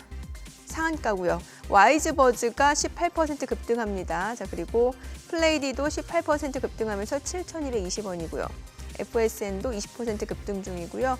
레뷰 코퍼레이션 EM넷 9%에서 7% 강세 흐름 이어집니다. 오늘은 또 광고 관련주들 강세 보여주고 있는 상황이고요. 초전도체 관련주들도 흐름 좋습니다. 덕성이 지금 9% 강세입니다. 그리고 서남도 3.7% 올라가면서 5,330원이고요. 파워로직스도 지금 3% 강세고요. 신성 델타테크는 소폭 상승에 그치고 있는 상황입니다. 그 밖에 CCS가 3.5% 강세 보여주고 있는 모습이고요. 그 밖에 오늘 또 올라가는 종목들은 2차 전지 쪽도 흐름 좋습니다. 근데 이게 2차 전지 쪽은 제가 다시 한번 볼게요. 2차 전지 쪽에서는 오늘 올라가는 종목들이 SK이노베이션, 삼성 SDI, LG에너지솔루션 셀 쪽이네요. LG에너지솔루션이 1% 상승, 삼성 SDI도 1.5% 상승, 그리고 LG화학도 1.8% 상승 보여주고 있는 모습이고요. HBM 관련주들도 다시 올라갑니다. 한미반도체가 2% 이상 올라갑니다. 144,000원. 그리고 오픈엣지 테크놀로지, DIT, 미래반도체, 이오테크닉스. 반도체 관련주 오늘 많이 올라갑니다. 지금 시각 9시 4분 지나갑니다. 수급 상황 체크해 보도록 하겠습니다. 오늘 유가증권 시장에서는 외국인과 기관사입니다. 각각 168억 원, 72억 원 순매수고요. 개인은 261억 원 매도 우입니다. 코스닥에서는 개인과 기관이 삽니다. 각각 201억 원, 37억 원 순매수, 외국인은 211억 원 매도 우입니다.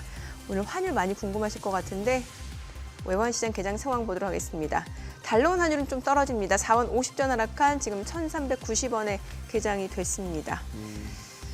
네, 일단 뭐 네. 환율 자체는 좀 다행이네요. 네, NDF 시세로 봐서는 한 4원 정도 전일 대비 밀리는 네. 거 아니냐 싶은데 NDF보다도 조금 더 낮아지고 있죠. 예. 아까 말씀드린 뭐 한일 재무장관의 굳이 말하자면 공동 구두 네네. 개입이라 할 만한 것도 있고 지금 이창용 한은 총재도 이렇게 발언을 하고 계시네요. 최근 환율 움직임 과도하고 변동성 지속되면 안정 조치 뭐 이런 식으로 얘기하면은 이 정도면은 구두 개입으로서는 어떻게 보면은 제일 센 분들이 하신 거 아니에요. 그렇죠. 한은 총재에다가 예. 재무장관까지 했으니까 시장이 조금 이제 움찔하는데 재밌게 됐습니다. 155엔이라는 그 어느 정도 BOJ가 세게 나올 만한 레벨 문턱까지 왔는데 일본도 지금 3월 무역 좋네요. 무역 흑자 예비치가 3,664억 엔. 이 엔저 때문에 전년 대비 수출이 7.3%나 늘고 이러니까 엔이 무작정 약세로 가기도 애매하고 대충 이렇게 달러롱 세력들이 이제 여기서는 좀 접어야 되나 싶은 생각이 들 만한 그런 뉴스들이네요. 아까 말씀 계속 좀 이어주시죠, 환율. 네. 지금 이제 금리냐, 네. 예, 환율이냐 이거 예. 계속 지금 보시면 이제 이렇게 인플레이션이 높게 측정이 될 수가 있죠. 환율이 자꾸 깨지면. 그러니까. 예, 그만큼 예. 우리는 이제 수입 국가고 일본도 마찬가지겠죠. 예, 그래서 수입을 많이 하는 차원에서 인플레이션 압력이 자꾸 들어오면은 이게 이제 막아줘야 되는 부분이고. 네. 근데 이제 금리가 상대적으로 미국보다 낮다 보니까 예, 그런 또 어려움이 있지 않습니까? 예. 그래서 이런 상황에서는 어쨌든 정부가 개입하지 않으면 안 됩니다. 네. 네. 그러니까 어차피 지금 금리가 더 낮아요, 우리나라가 미국보다. 그러면 이제 환율은 계속 절하가 될 수 있는 가능성이 더 높죠. 네, 예. 그리고 또 계속 얘기 나오는 게 이제 죄송합니다. 10년 미국 국채 금리가 높게 유지가 되고 있다 보니까 미 연준이 금리를 내리는 타이밍이 점점 지연이 된다 이 얘기가 자꾸 나오다 보니까 그럼 우리가 지금 2%의 갭 차인데 네. 미 연준이 5.5고 우리가 네. 3.5니까 그래서 이 부분이 이 격차가 좁혀지지 않으면은 원화 강세가 잘 안 일어나거든요. 예. 그래서 이런 상황에서 인플레이션 압력이 너무 심하니까 어쨌든 개입을 해야 되겠죠. 근데 이제 만약에 미 연준이 금리를 내려주기 시작했다. 그래서 우리는 계속 3.5에 유지시키고 미국이 5.5에서 뭐 5.25, 5.0, 4.5까지 쭉 천천히 내려준다. 이러면 이제 원화가 앞으로 절상될 수 있는 가능성이 좀 더 확대가 되겠죠. 네. 그렇지만 그렇다 하더라도 아까 보여드렸듯이 우리나라의 금리가 여전히 미국의 금리보다는 더 낮게 유지가 될 것 같아요. 그렇다는 것은 계속해서 달러가 더 강할 수 있는 그러니까 원화의 약세가 갈 수 있는 방향이 있습니다. 그렇기 네. 때문에 현재 시점에서는 어쨌든 뭐 옛날처럼 우리가 1,100원, 1,200원 이런 건 기대하지 마셔야 될 것 네. 같고요. 지금 여기서 더 절하면 안 되고 아주 천천히 절상될 수 있을 가능성을 가지고 어떻게 보면 이제 포트폴리오를 짜거나 투자를 하시는 게 좋겠다. 얼추 또 이렇게 어떻게 보면 과거에 1,150원 그러다가 1,250원 하던 게 이제 그만 1,350원만 돼도 편안해지는 네. 이 100원 단위로 그렇죠. 환율이 그만 이제 레벨업이 돼버렸네요. 네. 우리나라의 성장률이 크게 높아지거나 이제 금리를 좀 높여줄 수 있는 환경이 되면은 또 다른 얘기겠지만 글쎄, 예. 예, 저희가 지금 현재 부채 비율이 예. 민간 부채 비율이 너무 높아요. 예, 그래서 금리를 올릴 수가 없습니다. 예, 그런 상황이 계속된다면 예. 환율은 계속해서 뭐라 그러죠? 그러니까 절하 압력이 예. 조금씩 있다라고 생각하시면서 그래서 조금 이제 그 상단을 조금씩 높여가는 그런 마인드를 가지시고 전략을 짜시는 게 좋겠다는 말씀드리고 있습니다. 그 가상자산 비트코인도 좀 여쭤보고 싶은데 네. 뭐 비트코인도 최근에 보면은 두드러 맞았어요 좀 그러다가 지금 이제 반감기가 한 사흘 정도 남은 상황이거든요. 맞습니다. 네. 예, 어떻게 전망해 볼 수 있을까요? 그러니까 저희가 네. 뭐라고 말씀을 드렸냐면 그 비트코인에 있어서는 금이나 네. 다른 대체 자산처럼 굉장히 중요한 어떤 자산으로 자리 잡았다. 왜냐하면 이제 현물이 거래가 되지 않습니까? 네네네. 그래서 미국 시장에서 거래가 되기 때문에 예. 그런 상황에서 ETF도 지금 나왔고요. 그래서 이게 어떻게 보면 이제 금은 너무 무겁잖아요. 예. 이거는 그냥 가상 이니까 그만큼 또 뭐 전쟁이 일어나거나 어떤 이슈가 생겼었을 때 안전자산으로서 역할을 합니다. 이번에 러시아 우크라이나 전쟁이 일어나고 나서 상당히 많은 지원을 이 비트코인을 이용해서 지원했다라는 얘기도 들리더라고요. 그러니까. 그래서 그만큼 이제 예. 중요한 자산이 됐기 때문에 예. 이제 투자를 하셔야죠. 근데 이제 제가 얘기하는 거는 이 halving, 그러니까 반감기가 있으면 가격이 2번은 올랐고요, 1번은 빠졌어요. 예, 그래서 2012년과 2020년에는 크게 올랐는데 2016년에 빠졌습니다. 네. 그래서 이거를 가지고 뭐 반감기이기 때문에 뭐 급폭등을 해야 된다, 이렇게 계산하시는 거는 좀 잘못됐다. 물론 수요와 공급이 중요하죠. 근데 이제 금도 생각해 보시면 뭐 금을 추가로 많이 캘 수 있는 게 아니거든요. 어차피 공급이 적기 때문에 기본적으로 그냥 이 수요 공급뿐만이 아니라 여러 가지를 보고 판단하거든요. 이제 무슨 얘기를 해드리는 거냐면 지금 가상화폐 시장이 나스닥과 비교했었을 때 네. 시가총액 기준으로서 이제 7%입니다. 굉장히 커요. 우리가 대체 자산 얘기할 때 예. 우리 같이 이제 글로벌 투자를 하시는 펀드 매니저들의 입장에서는 내가 아무리 많이 이 대체 자산을 실는다 하더라도 내 북에 10% 넘어갈 때는 부담스러워요. 그렇죠. 예. 근데 이미 벌써 나스닥이 7%란 말이죠. 예. 그래서 비트코인이 얼마나 올라갈까? 어떤 분들은 막 10배 간다. 예. 예. 이거는 그러면 뭐 나스닥에 70% 돼야 되나?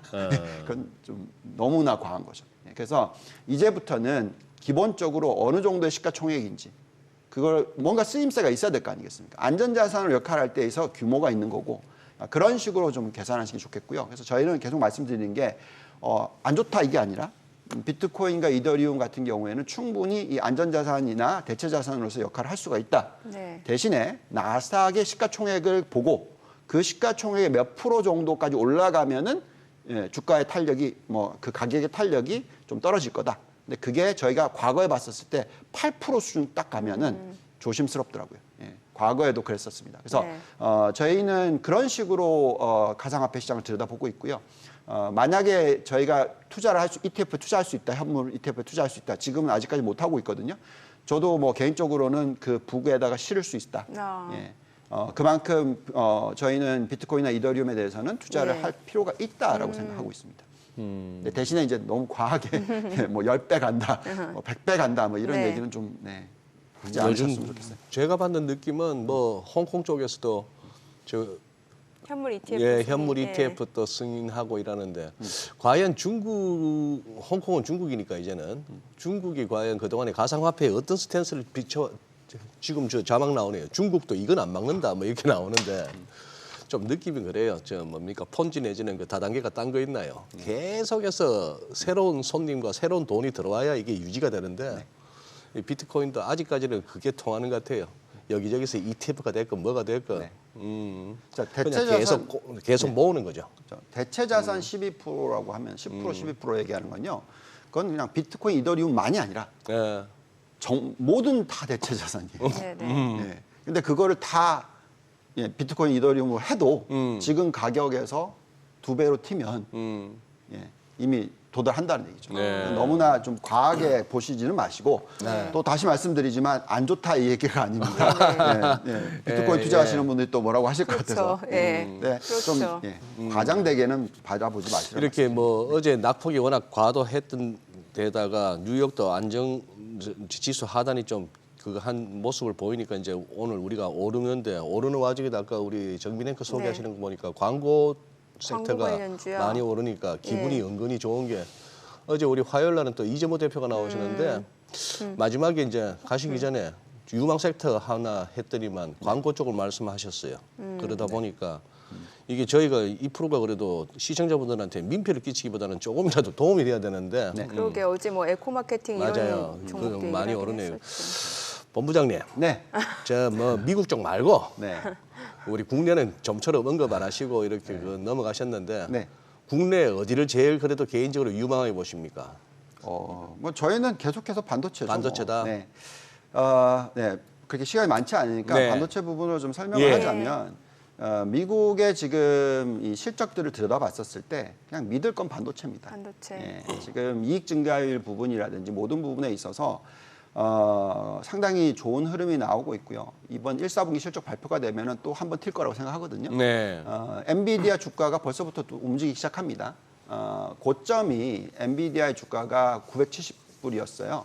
근데 그게 조정을 많이 받아서 거의 뭐 850불이 깨졌었죠. 네. 예, 근데 지금 또 다시 이제 움직입니다. 근데 이 부분을 작년에도 마찬가지로 8월부터 10월 달까지 엔비디아 뭐 주가 보시면은 500불이던 게 400불까지 떨어졌었어요. 그러니까 100불이 빠졌었습니다. 네. 그러면 이제 970에서 100불 빼면 870이에요. 그래서 870달러 이하로 떨어지면 저희는 무조건 사야 된다. 엔비디아는 그 정도까지 보고 있습니다. 그래서 반도체에 있어서 그렇게 보는 이유 중에서 기본적으로 지금 이 미국의 S&P 500이라든지 전체적인 지수들의 이 매출 증가율이나 마진을 보고 있으면은 이게 바닥을 찍고 올라가는 추세에 있어요. 그것을 리드하고 있는 게 반도체다라고 말씀을 드리고 있습니다. 그래서 EBIT 마진이라고 하고 영업 마진율이라고 하고 이런 부분들을 계속 보고 있으면은 이게 계속 좋아질 확률이 높지 좀 뭐 둔화될 것 같아 보이지는 않는다라고 말씀을 드리겠고요. 그런 가운데서 우리 지금 수출 숫자 보고 있으면 반도체가 거의 리드하다시피 하고 있죠. 예, 그만큼 삼성전자, SK하이닉스 이게 이제 HBM뿐만이 아니라 모든 이 메모리 쪽까지도 그만큼 좋아질 수 있는 가능성을 우리가 계속 열어두고 들여다봐야 된다라고 말씀을 드리고 있습니다. 그래서 그 기본적인 투자 부분에 있어서 가장 중요한 포인트는 요 차트인데 항상 계속 말씀을 드리고 있는 이 테이블입니다. 지금은 그냥 전체 포트폴리오 중에서 3분의 1을 IT에 투자해야 된다.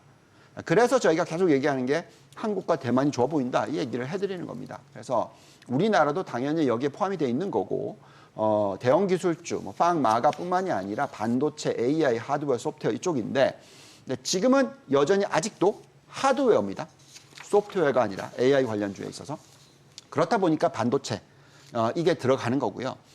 그만큼 지금 AI 인프라를 까는 시기이거든요. 그래서 그만큼 수요가 굉장히 강할 거다라고 예측을 하고 있습니다.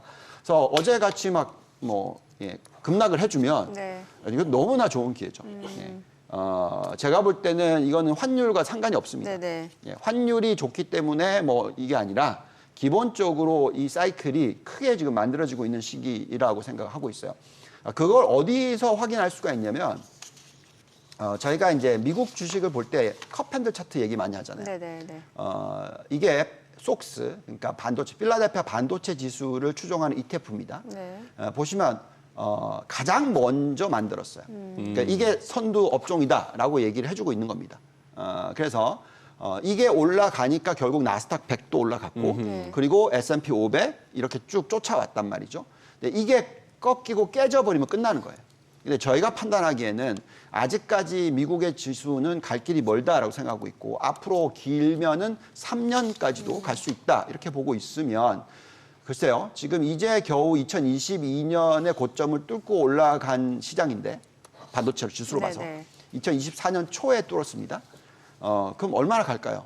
예, 저희는 최소 여기 수준 대비해서 50%는 오른다고 보고 있어요. 예, 그럼 무슨 얘기냐면 180 수준부터 50% 오른다. 이렇게까지도 볼 수 있다고 생각하고 있고요. 이거를 좀 더 들여다보면 SMH라는 ETF가 또 있어요. 이건 뭐냐면 아까 보여드렸던 필라델피아 반도체 지수는 정말 많은 종목이 포함이 돼 있죠. 수백 개의 종목이 포함이 돼 있습니다. 근데 SMH는 딱 25개 종목. 대형 반도체 종목, 그러니까 엔비디아 포함해서. 요걸 보시면은 훨씬 더 차트가 세죠. 강하고. 아까 본 것보다 더 강하죠. 컵 핸들 쪽에 컵 쪽이 거의 고점을 뚫었었어요. 그러면서 지금 올라가고 있고 이미 160에서 220까지 올라가 있는 상황이지만 저희는 이 지수는 100%도 올라갈 수 있다. 이렇게까지 보고 있습니다. 그래서 그렇다면은 뭐 물론 우리나라의 대표적인 반도체 종목들이 여기에 포함이 돼 있지 않습니다. 그렇지만 메모리 시장이잖아요. 그렇기 때문에 외국인들의 입장에서 이건 사야 돼요. 왜냐하면 이 ETF를 사서는 커버가 안 되거든요. 그래서 저희가 판단할 때 장기적으로서도 앞으로 1년이 아니라 2년, 3년을 놓고 보더라도 이 반도체 관련된 투자는 우리나라에서도 굉장히 중요한 포인트고 거기에 관련된 종목들 계속 투자를 하시는 게 맞지 않나라는 말씀을 드리고 있습니다. 알겠습니다. 오늘 내용 잘 들었습니다. 고맙습니다. 감사합니다. 네, 오늘 들으신 내용과 관련해서 더 많은 주식 정보 원하시는 분들은요. 카카오톡 채널에서 크존 검색하셔서 친구 추가하시거나 크존 앱 다운로드 받으시면 다양한 주식 정보 확인해 보실 수 있으니까요. 참고해 보시면 도움될 것 같습니다. 자, 최근 외국인들 또 어떤 리포트 관심 있게 보는지 좀 확인해 보겠습니다.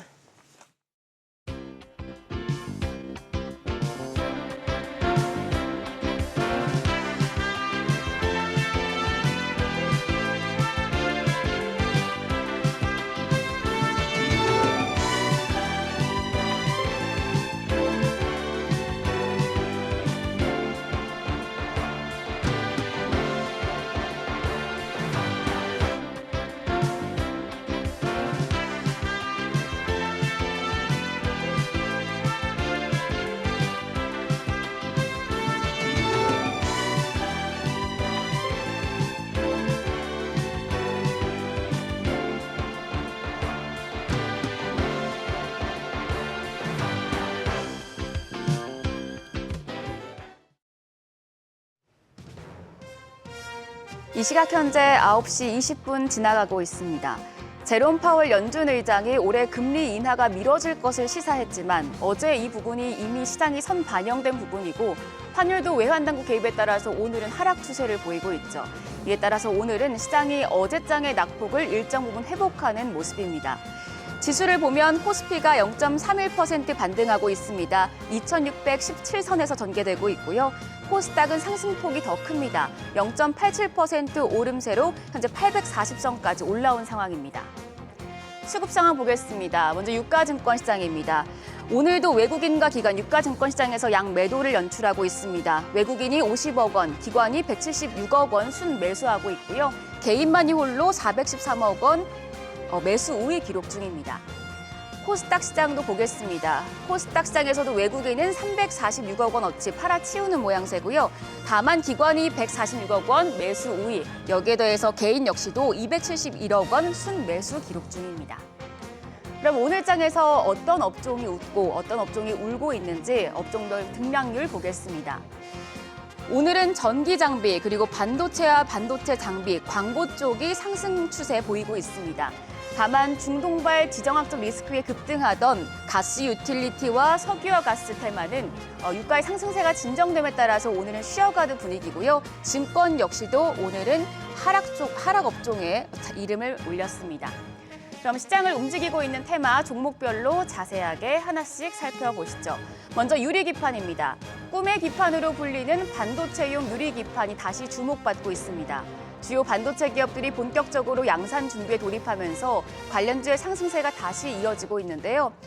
오늘은 JNTC가 11.58% 급등하고 있습니다. 현재 22,250원 선에서 전개되고 있고 YC캠 2.59% 강세, 기가버스가 5.02% 상승 흐름 타고 있습니다. 여기에 더해서 HB테크놀로지가 1.11% 강세, 캠트로닉스 2.16% 안정된 상승 흐름 보이고 있습니다. 여기에 더해서 위지트가 차세대 반도체 유리기판 시장 진출을 본격화한다고 하는데요. 위지트 역시 오늘은 강한 시세 내고 있습니다. 다음은 광고입니다. 광고 쪽 역시 오늘은 장 초반부터 시세 흐름이 좋습니다. 중국 소셜미디어 틱톡이 국내 유통시장 진출을 본격화하고 있다는 언론 보도가 나왔는데요. 모비데이즈와 FSN이 파트너십이 부각되면서 장 초반부터 급등세입니다. 특히 모비데이즈는 상한가 경신했습니다. 572원이고요. 플레이디가 16.58% 시세 분출 중입니다. 7,100원에 전개되고 있습니다. 와이즈버즈 역시 13.59% 상승합니다. 현재 거래가 1,312원. 레뷰 코퍼레이션입니다. 9.52% 플러스권입니다. 현재 거래가 1,350원으로 잡히고 있고요. EM넷도 10.34% 급등하고 있습니다. 현재 3,895원에 전개 중입니다. 다음은 반도체주입니다. 반도체주 오늘은 반등하는 모습이네요. 고환율 수혜주인 반도체 오늘은 어제 충격에서 좀 벗어나서 상승 추세 타고 있는데요. 삼성전자 차세대 냉각 기술로 주목받고 있는 고효율 펠티어 냉각 기술 개발을 위한 컨소시엄을 발족했다는 소식도 나왔습니다. 오늘은 8만 원 선 위에서 지금 움직이고 있습니다. 장 초반보다는 상승폭을 줄이긴 했습니다만 여전히 0.38% 강세 흐름 지속되고 있고요. 현재 거래가 8만 300원입니다. 그리고 SK하이닉스 0.95% 상승 탄력 받고 있는데요. SK 하이닉스도 삼성전자처럼 조만간 미 상무부와 반도체 보조금 협상을 시작하는데 한 5억 8천만 달러 정도로 예상된다고 합니다. 오늘은 18만 원 선 회복했습니다. 현재 거래가 18만 700원입니다. 그리고 DB하이텍 역시도 3.92% 강한 시세 내고 있고요. 현재 거래가 42,350원.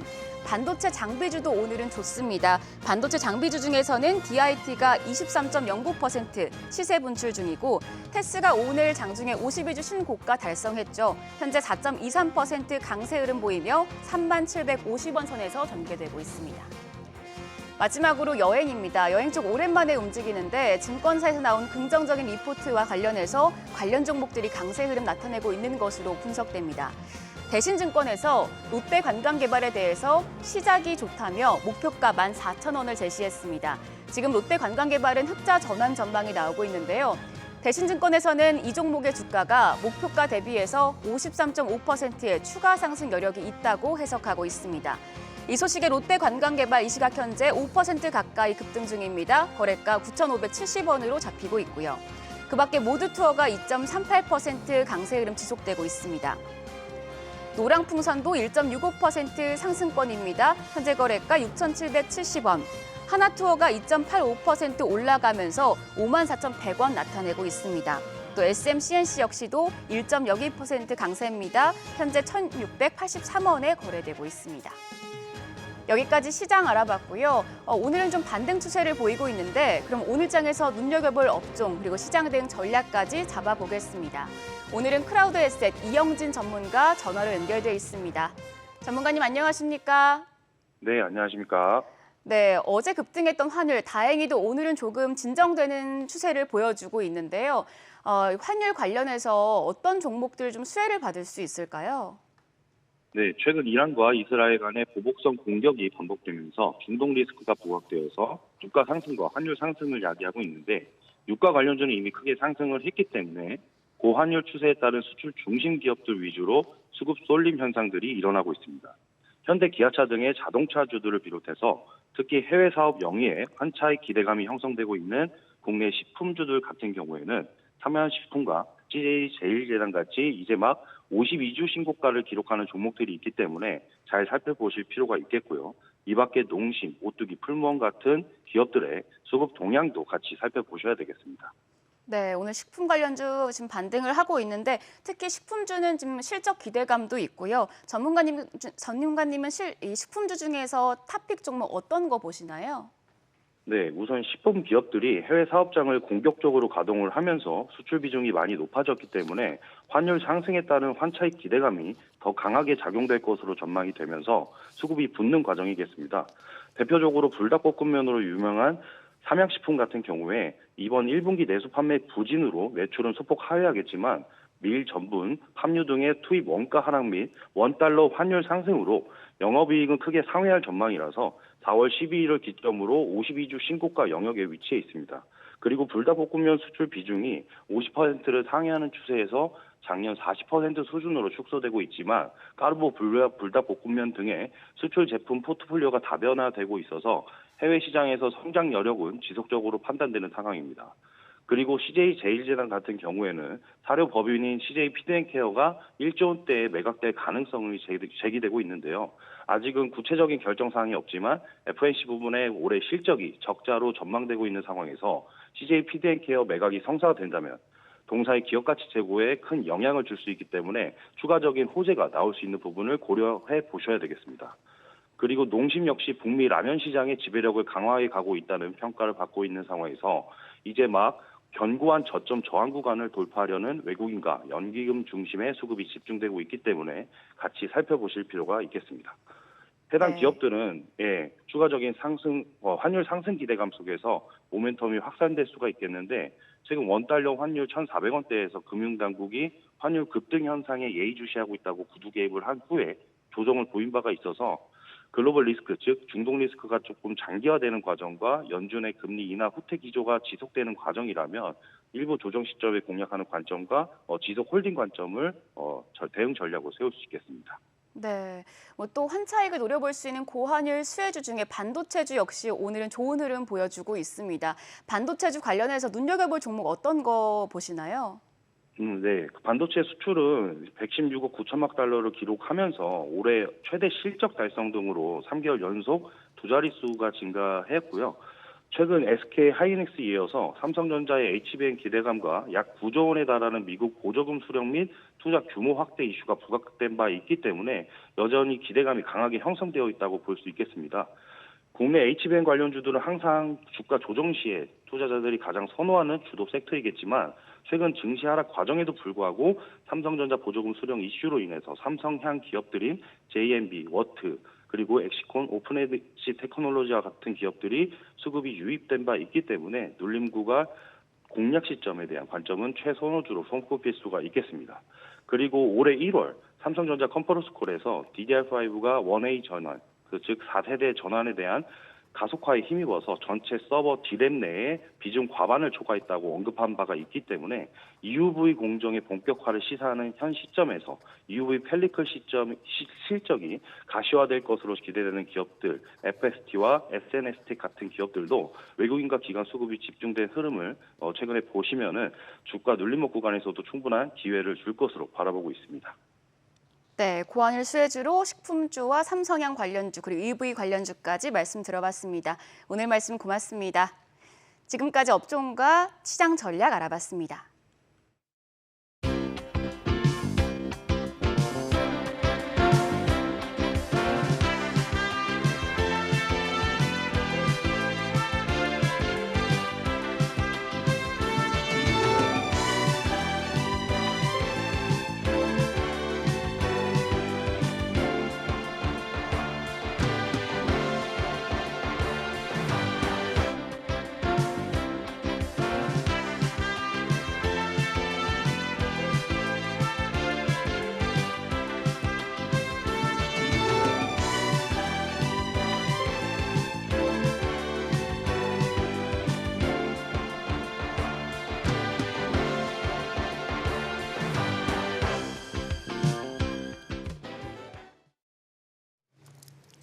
요즘 시장에서 가장 핫한 재테크 정보 남들은 어떻게 하는지 궁금하셨죠? 손에 잡히는 재테크에서 꽉꽉 채워 알려드립니다. 네, 오늘 설명해 주실 분은 국내 블록체인 분석업체죠. 젠글의 장경필 리서치센터장입니다. 안녕하세요. 안녕하세요. 네, 안녕하세요. 네, 오늘 어떤 재테크 소식 가져오셨나요? 요즘 홍콩이 아시아 국가 중 처음으로 비트코인 현물 ETF 거래를 승인했는데요. 최악의 불황으로 표류 중인 중국 본토 자금을 비롯해서 아시아 기관 자금이 대거 유입된다면 코인 상승장 2막을 이끌 수도 있을 것으로 예상됩니다. 오늘은 비트코인 시장에 대해서 짚어드리도록 하겠습니다. 네, 지금 비트코인 지정학적 리스크 또 채권 금리 상승 등 여러 가지 수급 환경을 둘러싼 변수들에 직면한 상황인데 지금 흐름은 어떤가요? 비트코인 가격은 이제 올해 1월 초에 미국에서 비트코인 현물 ETF가 출시되면서 긍정적인 가격 움직임을 보였습니다. ETF 출시 이후에 블랙락, 피델리티 등 ETF 펀드들의 이제 전례 없는 규모로 약 35조 원 규모가 이제 투자 자금이 들어오면서 6천만 원 수준이었던 비트코인 가격이 한 2달 만에 1억 원을 돌파했습니다. 다만 그 3월 이제 초에 1억 원 돌파 이후 4월 중순이 현재까지는 가격 상승에 대한 부담감, 인플레이션 우려 제재, 그리고 이스라엘 이란 전쟁이라는 지정학적 위기가 겹치면서 9천만 원대에 지금 현재 머물러 있는 상황입니다. 네. 네. 자, 이제 홍콩이 아시아에서 이제 최초로 이제 비트코인 현물 ETF로 승인한 국가가 됐습니다. 현물 ETF는 이제 신규 자금을 대거 흡수하는 효과가 있다 보니 시장 호재로 꼽히는데요. 예상되는 유입 자금이 어느 정도 되나요? 네, 맞습니다. 이제 홍콩 ETF 발행에 따른 이제 자금 유입 기대가 고조되고 있는 게 이제 사실이고, 장기적으로는 아마 비트코인과 이더리움 가격에 긍정적인 영향을 줄 것으로 예상이 됩니다. 또한 그 미국 SEC가 지금 현물 이더리움 ETF는 조금 주저를 하고 있는데, 이거를 홍콩에서 이제 선제적으로 허용했다는 점에서 비트코인뿐만 아니라 이제 다른 가상자산의 ETF 출시 가능성도 높아진 점이 이제 업계에서는 긍정적인 뉴스라고 이제 바라보고 있고요. 다만 그 일부 언론과 이제 리서치 하우스들에서 얘기하는 것처럼 그 수개월 내에 미국처럼 막 수십조 원, 30조, 40조 원 규모의 자금이 몰리는 거를 기대하기는 조금 어렵지 않나 저는 개인적으로 생각을 하는데요. 이 홍콩 증시의 ETF 규모가 미국에 비해서는 아직 작은 편이고, 또 근본적으로는 이제 중국 본토의 투자자들이 이 홍콩 증시에 상장된 비트코인 ETF를 사야 되는데 그게 지금 조금 어렵기 때문입니다.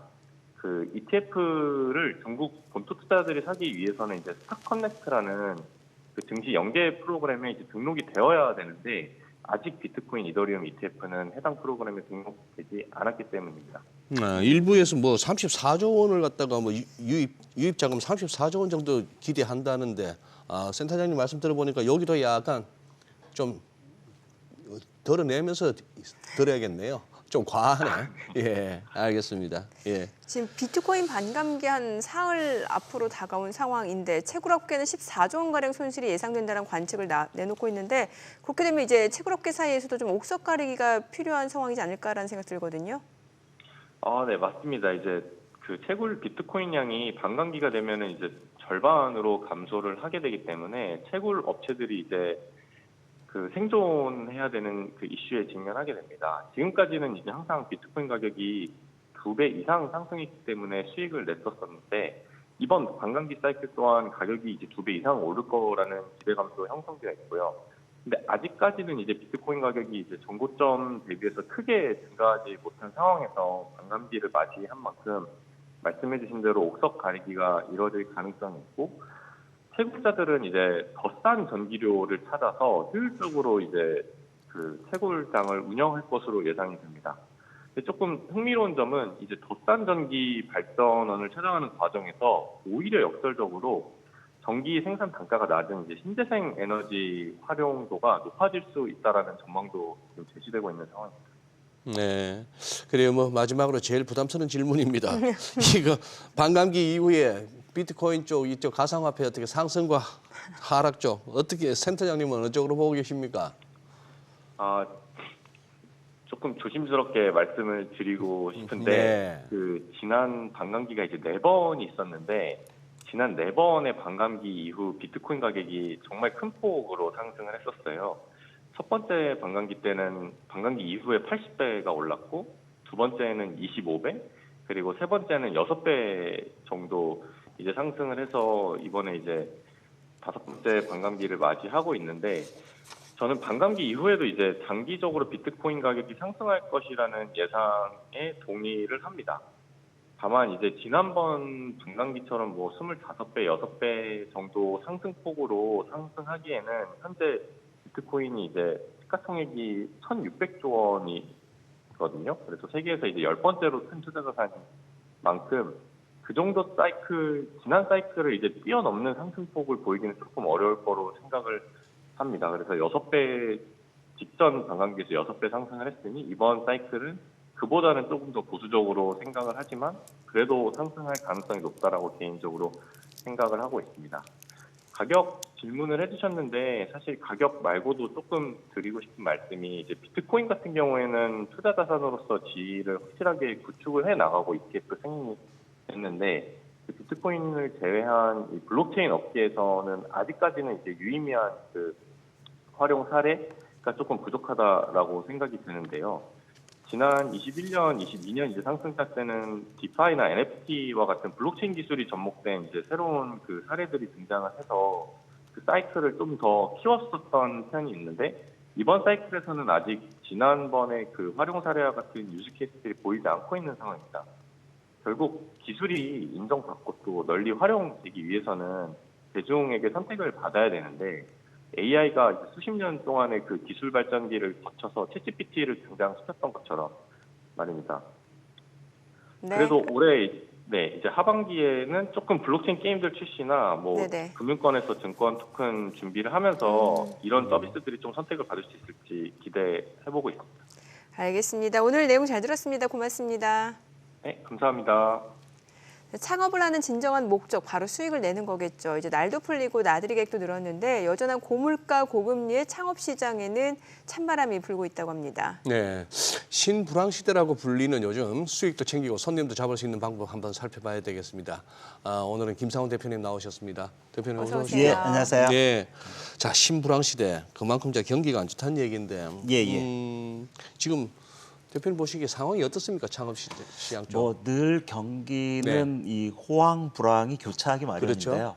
우리나라 경기 한 30년을 되돌아보면 어떻게 보면 88 올림픽 이후로 90년대 초반 벤처붐이 일던 시대 그때 호황 외에는 97년 IMF 불황이 가장 컸었고요. 예. 그리고 또 2007년 8년 금융위기 있었고요. 예. 그리고 한 10년 전을 되돌아보면 10년 전에 뭐 여러 가지 세월호부터 시작해서 2015년 이런 메르스 사태, 아하. 그다음에 2016년 뭐 김영란법도 있었고 2017년 뭐 프랜차이즈 갑질 파동도 있었고요. 아하.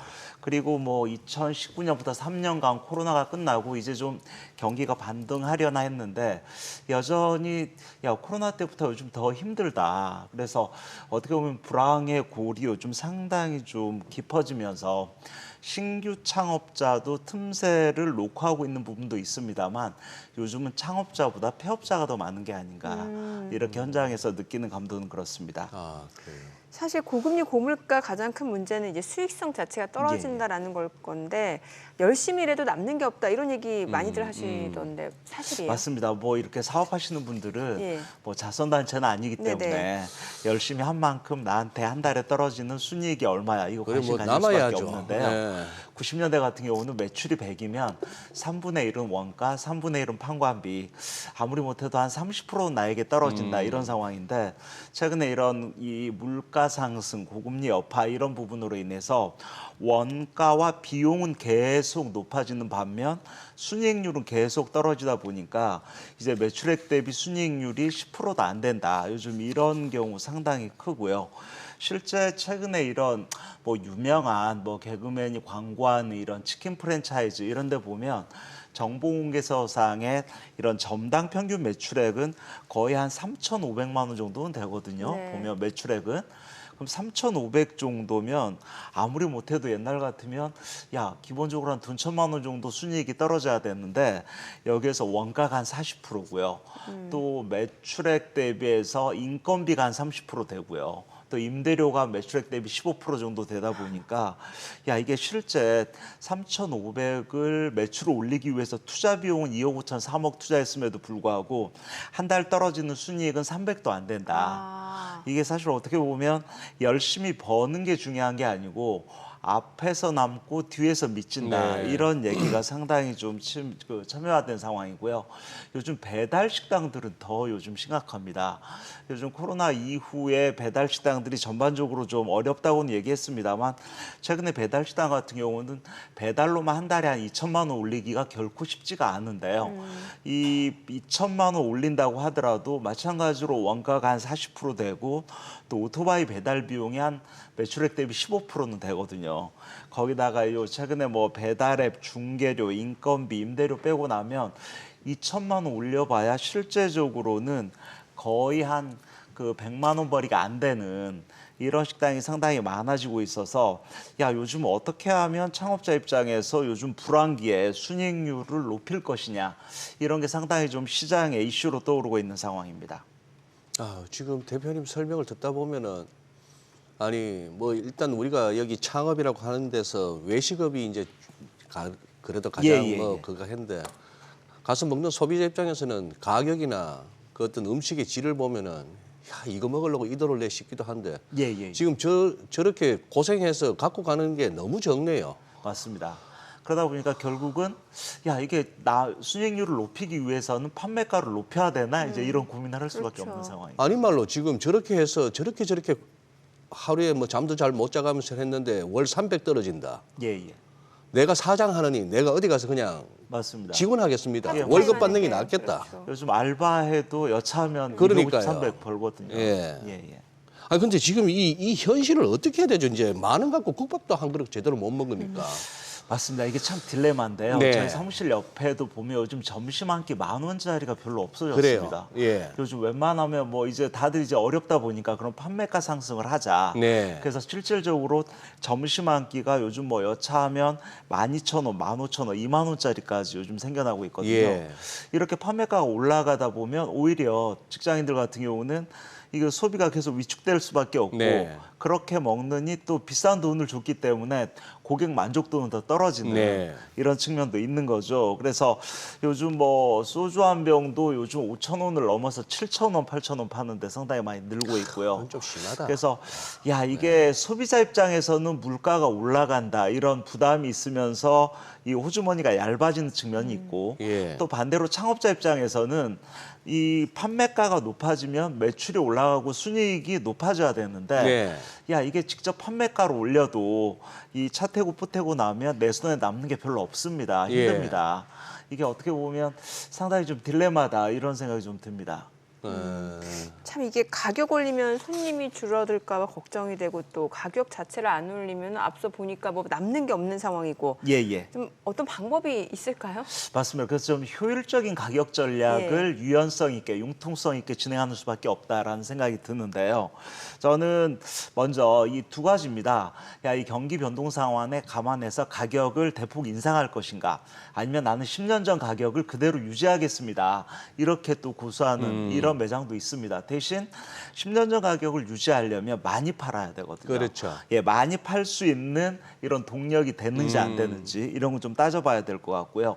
저는 인상을 하더라도 이 정률적으로 모든 메뉴에 대해서 10% 인상했습니다. 20% 인상했습니다. 이런 방법은 저는 현명한 방법이 아닐 수 있습니다. 이런 말씀 좀 드리고 싶습니다. 예. 오히려 미끼 상품은 그대로 유지하는 전략을 가는 게 맞고요. 네. 그다음에 다른 오히려 좀 메뉴 비율 가격이 좀 비싼 메뉴라든지 이 메뉴별로 차등으로 이 가격을 올리는 이런 전략이 저는 효율적일 수 있겠습니다라는 생각이 듭니다. 그래서 전 전체적으로 요즘 외식업이 아마 가장 힘들기 때문에 최근에 뭐 덮밥, 국밥이 9,000원, 10,000원, 순대국밥 9,000원, 10,000원입니다 이러는데 오히려 효율적으로는 9,000원, 10,000원은 그대로 유지하면서 거기다가 고기 한 점 썰어주면서 정식 메뉴를 개발한다던가 요즘 또 요 경기 불황 시대에 저도주가 요즘 많이 나오고 있기 때문에 야 국밥에 하이볼 한잔 하세요 해서 이런 간단한 세트 메뉴 개발 네. 이런 걸 통해서 객단가를 13,000원 이상 올리는 이런 좀 유연성 있는 가격 전략까지 고민하지 않으면 안 된다 이런 생각이 듭니다. 항상 뭐 우리 주식에서 분석하는 분들 가운데도 뭐 그런 얘기 많이 하죠. P와 Q의 문제입니다. 예, 맞습니다. 이제 가격을 올리는 만큼 더 덜 팔리든지 그런데 아니면 이 Q가 받쳐주면 손님이 계속 온다면은 가격을 안 올려도 되고. 예. 아마 택시비가 그렇지 않을까요? 저만 하더라도 이제 저녁에 진짜 급한 일 아니면은 택시 안 타거든요. 맞습니다. 택시비 예. 인상 이후에. 예. 그랬을 때 그게 기사분들이나 택시 회사의 수익성 측면에서 어떨까? 오히려 도움이 다 안 될 수 있는 안 거죠. 될 수도 있고. 예. 근데 요 대표님 요 마케팅 부분 예.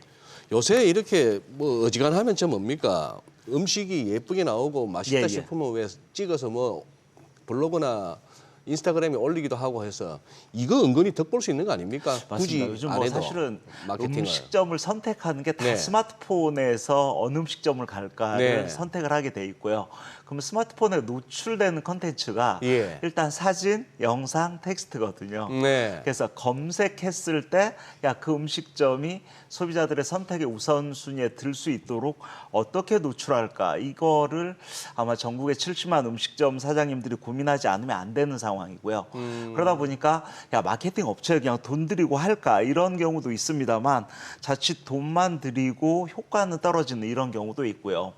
관건 음식점 사장님들 입장에서도 저는 우리 음식점의 뉴스를 어떻게 만들까 그냥 딱 봤을 때 보여지는 가치가 야 직접 구매로 이어질 수 있는 메뉴 자체, 상품의 뉴스, 아니면 말씀드린 가격에 한번 뉴스를 만들어 볼까, 시설이나 분위기를 한번 만들어 볼까 해서 찍을 거리 많은 음식점을 만들어서 소비자들이 자발적인 광고로 이어질 수 있는 이런 사전 장치를 먼저 좀 만들어주는 게 중요하다라는 생각이 들고요.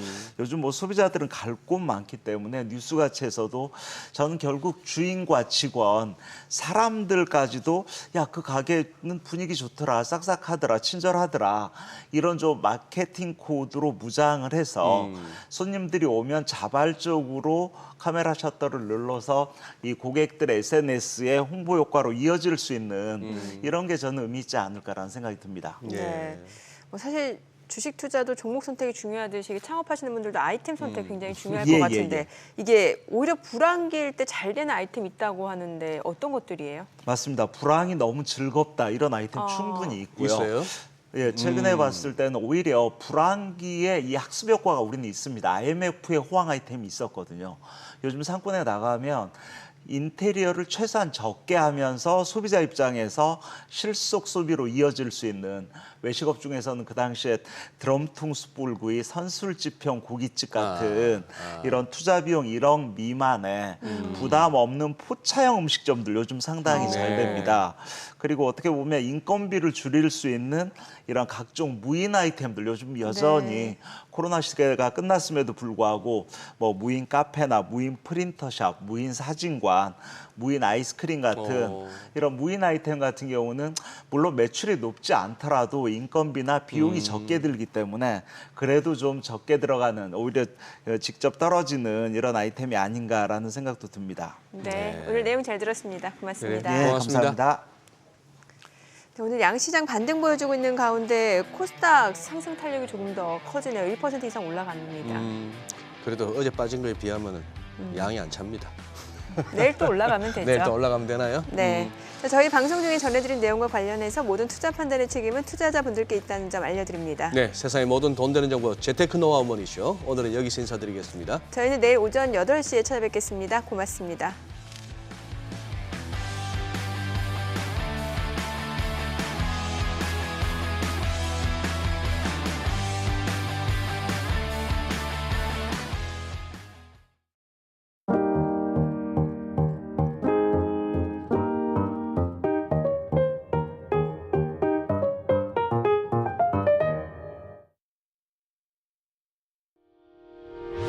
의견 있는 경제 채널 SBS 비즈